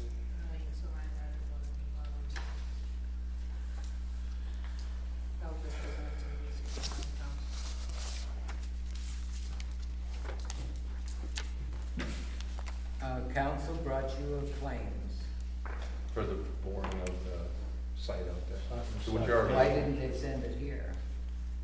I didn't know, I contacted him, and I don't know, but he sent it here, he sent it to me, so I just got it, brought it. Okay, our normal procedure is if it's not here ahead of the first, we don't pay it, so That's fine. what do you do? If we can, great, if we That's can. fine. We'll put it on next meeting. Why can't we do it at the first? That's Sure. Yeah. it's We fine. just always. I just had it if we can, today, that's so I great. brought it. I mean, Yeah, it no doesn't- big deal. I mean, it's already been pre-approved, right? You voted to do it, so. Yeah, we told them I think we just need to stay with procedure. Yeah. That's Alright. I got a So that will question go- on, So we'll take that off. I got a question on Yes. this, mid-state engineering and testing, 6681. That's the other one, that's just like your mid-state, but they run the tests. They had engineered tests after that, that's in there. The invoice is here somewhere. But they did the same thing, they took They bored the holes. three holes and then 2 holes, and then there was, and you're gonna have that on this too. What, how much was We that? didn't 66? approve the second bunch of holes out at Potts's. Yes, we did. Yes, we did. And I can go back to but we did. And the engineer's part of that whole thing. But we can hold it up then and you can see the contract. And then Pearson Motor Company was 1960, and it's in the minutes. You had to replace the air conditioner, and Pearson had $900, and Michael Gunther had $1,400, and I looked at the bill, and there's a lot of stuff besides air conditioning that was on that bill. We didn't approve anything but $900. Well, when something breaks down, you don't get a chance to approve it ahead of time always. Well, Look at the bill, what all was paid for, I don't know. There was a recall that was, which would have cost us nothing, that's why that whole thing was part of that. Do you remember, Patrick? I don't remember. He's saying that there was. The transmission fluid had turned hard, so it was, the question was asked, do we service it? Did he- And, somebody pull Are you that? listening, Larry? He's telling you. We can't hear. I Okay, can't. okay. The oil in the transmission was dark, so the decision was made to service the transmission. The radiator was leaking, there was a leak in the antifreeze, they looked at it, that decision was made as well. And the air conditioning was fixed. That's what that bill is. It was in the shop for warranty work. There was a recall. That's what Warranty took on it what? down. Because you said it was just the air conditioning that it was going in for. That's what the minutes said. No, we asked for a comparison for the 2 quotes for the air conditioner. That's all we asked for. The rest of it was servicing and so forth. We chose to do it while it's in the shop. Necessary. So there, as air conditioning. $3,000 for refurbishment. Just have the services. Oh, that was in the other one, I had all the things. What about this, USA Blue Book, what's that? What was USA Blue Book, that's for the sewer, wasn't it? There's sewer supplies that we have to have for doing our lab testing. That's for the water stuff testing or something? I don't know, I don't recall what it was for, but I've recently bought some lab testing supplies. I don't know what else there was. If I saw a receipt, I could explain it better. And Patrick, do we got credit cards like in Menards and stuff? We now have a credit card for Menards, yes. Okay, well, I'm asking you, does the maintenance have their own credit card, the police has their own credit card? And or is it all on one credit card? Want me to answer that? is that the maintenance have a credit card for so much budgeted, like 6,000 to 8,000. And does the cops have that 6,000 to 8,000 on theirs a monthly, or we just got one credit card and people are just using 6,000 and we don't know how much everybody's using? I'm asking about this bill that goes to Pat. If we have credit cards, why did you buy This this? is the one that you paid for because, You want me to explain it? yes, or- I might as well. Okay. I don't know if we'll ever get it. We have a city charge card, Yeah, and that's for everybody, and it has, I don't remember, a $5,000 or $6,000 limit. I was picking up street repair material from Menards okay. on that credit card, and Mr. Carter needed some supplies, and all of a sudden, bam. Well, ain't there no communication on how much you spend and how much he spends before That's why we they get caught into this again? That's why it was caught. So then I asked Cheryl, we applied for a Menards card, so that way, when I'm buying street material from Menards, it doesn't go on that card. That also buys envelopes for the office and things the sheriff's, the police need. Well, I would think Before you'd think you'd have John Carter's name on one card and 6,000, and you would have your name on one card for 6,000, and the office would have one. That would be the We've proper never- way of doing it. We've We want never had. 18,000 credit, do we? Well, I'm just using the numbers, Cheryl. Okay. But everybody should have their own. They do. Not if him and you guys are all on one same card, you don't know how much everybody's spending.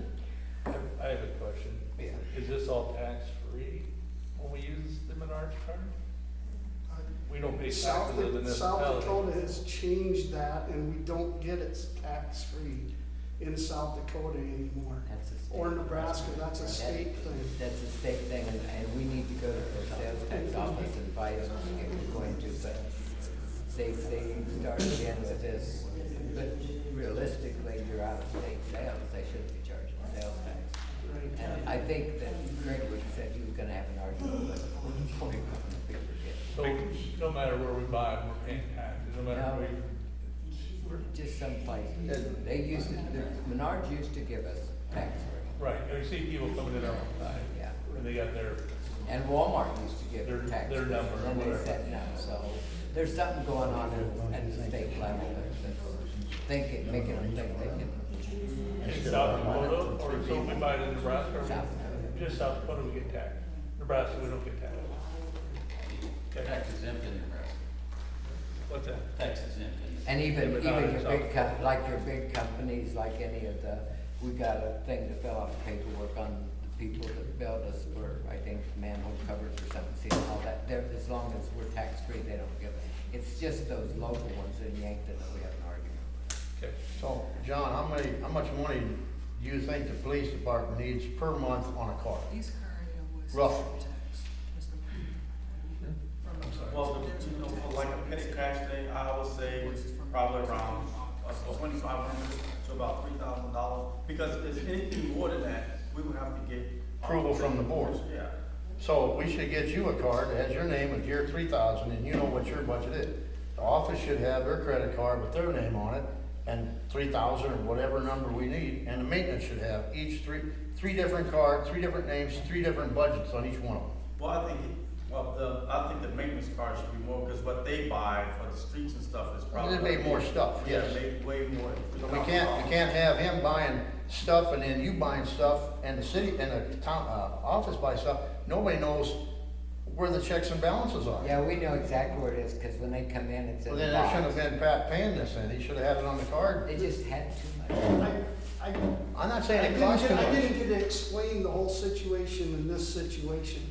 We hit the limit, I wanted to fix more streets, I was authorized for more material, so I talked to Cheryl.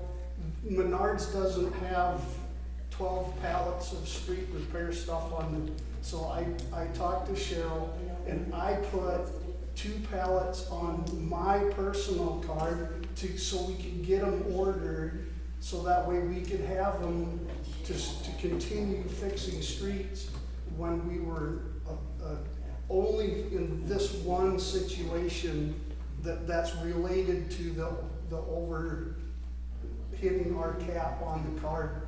that the city shares collectively at this time. Cheryl, don't we have a regular credit card for the city itself? What do you mean a regular? We don't have a Menards card. What card we got? Capital One, or what is it?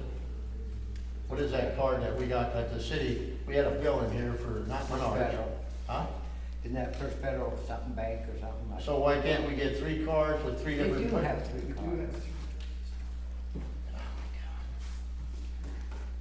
You need 3 separate cards with 3 separate. Exactly.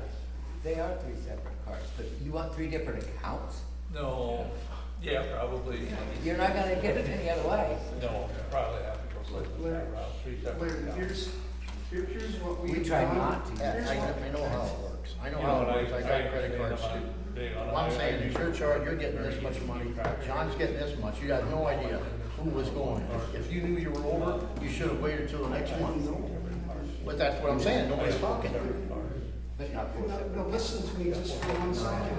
Listen to me. And I don't have any problems with everybody, but to me, that's When this all happened. Well, But it doesn't matter if you're not trying to put it on all the time. no, It's not and it's the 1 in a million chance. This is for the Whatever. You've got one in here that Arlene didn't notice to pay a late fee, so she paid $17 out of a check and you gotta pay her back. Is it?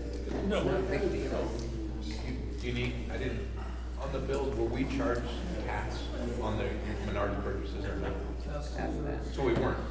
Oh, okay, so that, So, I don't know, so how did they do that? How did they let Pat buy with no tax for the city? that don't make sense. No, my uneducated opinion, because I'm just kind of new to the whole billing system, I think that's a change that they make that just haven't went into effect yet. So the Menards card and also, just the bills that we use from the actual city, they're all pre-tax. There's not tax on either one. And we probably have a number of ours. And we just have a number at the Menards, a city number at Menards. We do, but they have not been honoring it off and on for the last year or But so. whatever. What's happening at Menards when I go over there, they won't honor it. Well, They she- protect the sales tax. Yeah, but on your bill, there's no tax. They honored it according to the. On your bill, there's no tax. That's Really? just- Yeah, that's what I'm saying. I didn't catch that. Yeah, she say there's no tax. So I'm wondering if they just honored it on, didn't matter what card you used. Didn't, but no. In the right number. The reimbursement, Yeah. 2 pallets were on the city card, 2 pallets were on mine. That's what I'm assuming they did. Damn South Dakota. Damn South Dakota legislature.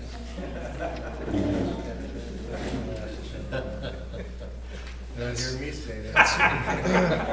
That's why they have a surplus and Nebraska doesn't. No, they didn't. Gotta keep your property tax down. You just keep buying Menards. Yeah. Go Amazon. Taxes were better.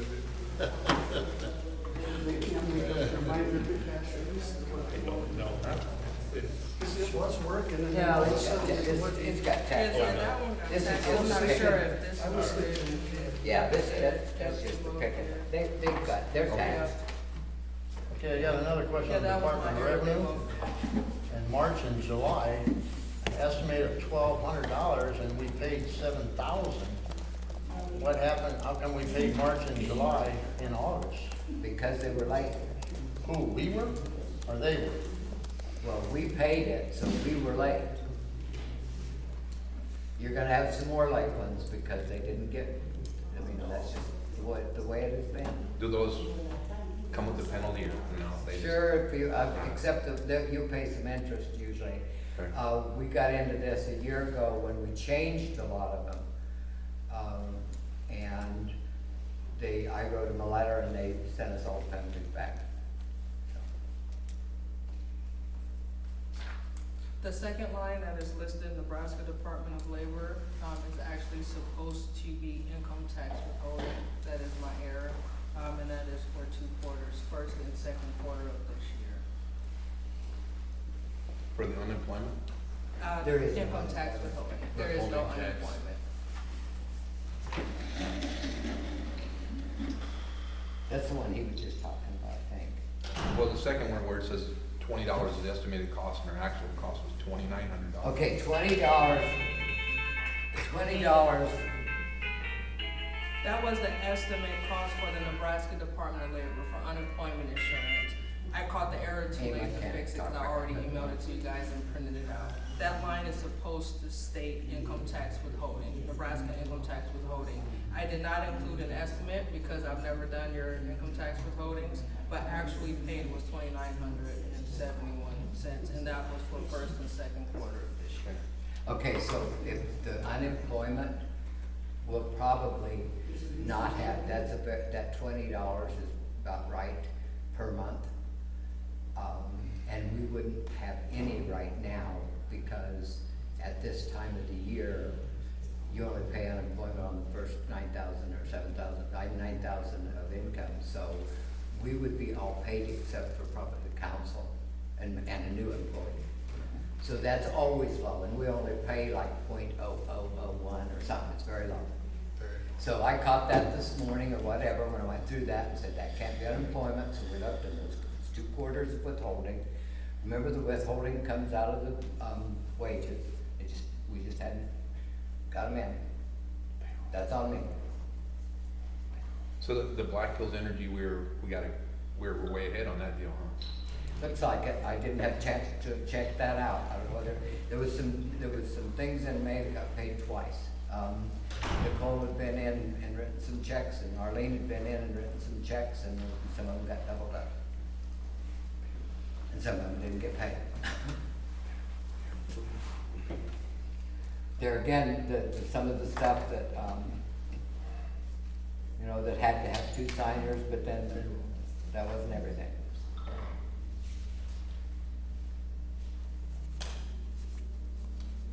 We're trying to get caught up and get perfected before the end of the year, before the end of the fiscal year. Is our actual payroll gonna be closer to that $26,000 now monthly? Is that where we're at?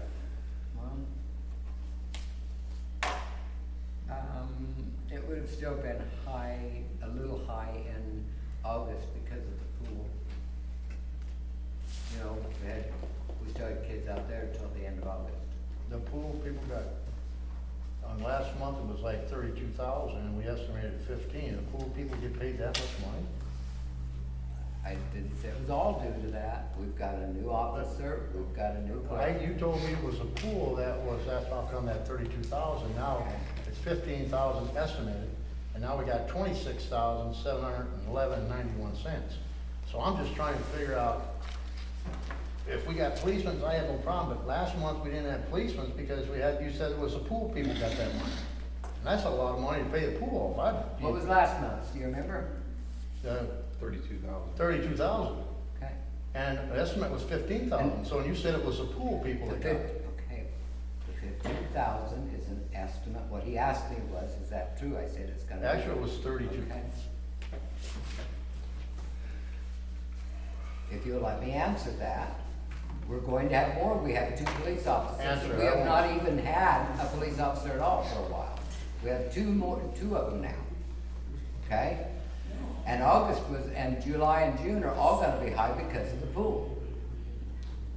So you add that all together. If you wanna look at it month by month, if you want me to break it down, I'll be happy to do that.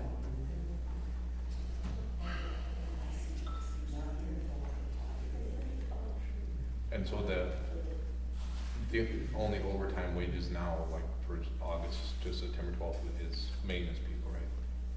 Right, we don't have anybody else would be on overtime unless. Let's see. No, because the 2 officers are on a salary.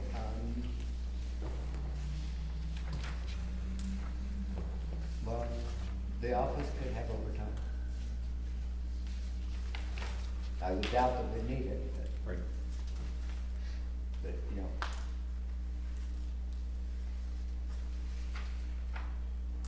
and turn my hours in if you want me to. I don't wanna see that bill. Nope. Not that you're not worth it, I'm not saying that, but I know you've invested a lot of time here.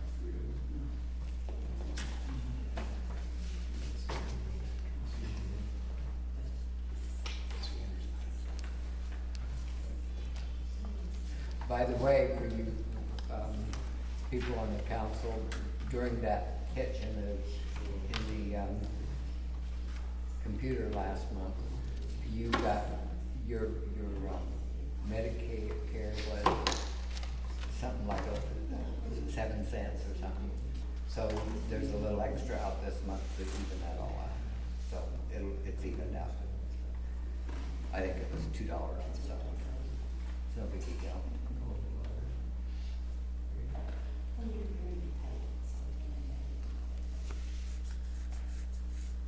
If I have some time, let's just let me say this, if I have some time where I'm not taking care of the water department, which is a big time consumer,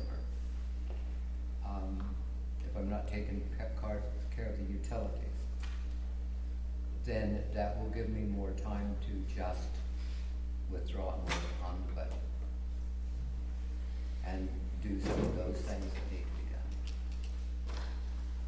I'll make a motion to, pay the claims except for the mid-state engineering and testing for $6,681. Is that the one that was added? No. Where are you gonna pay for it? Pardon? I'm sorry, are you wanting to pay what? All but the mid-state engineering and testing for those extra holes that were not approved on Potsy's ground. They were approved.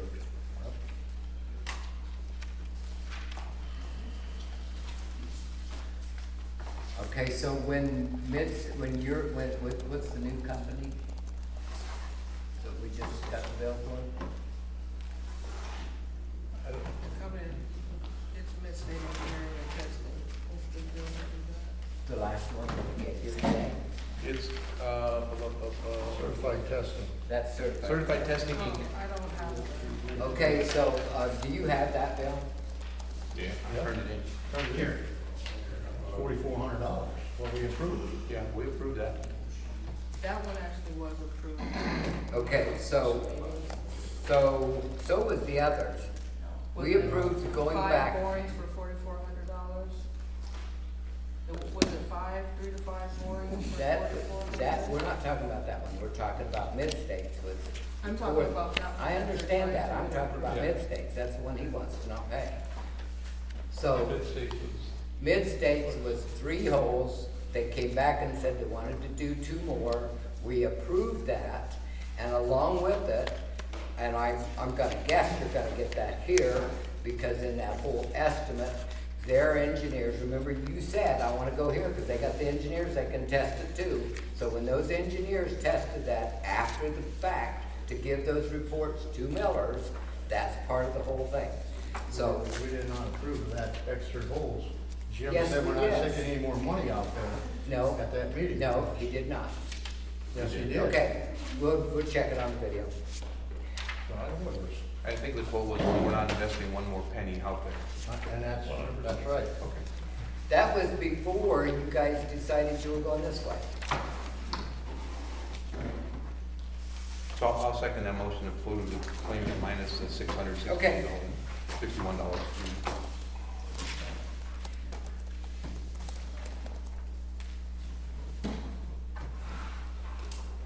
Larry and Bob, and the vote goes James, yes. Larry, Yes, Bob, Yes. and Don's absent. I'll make a motion to adjourn the meeting. Second. Motion by Larry to adjourn, second by James.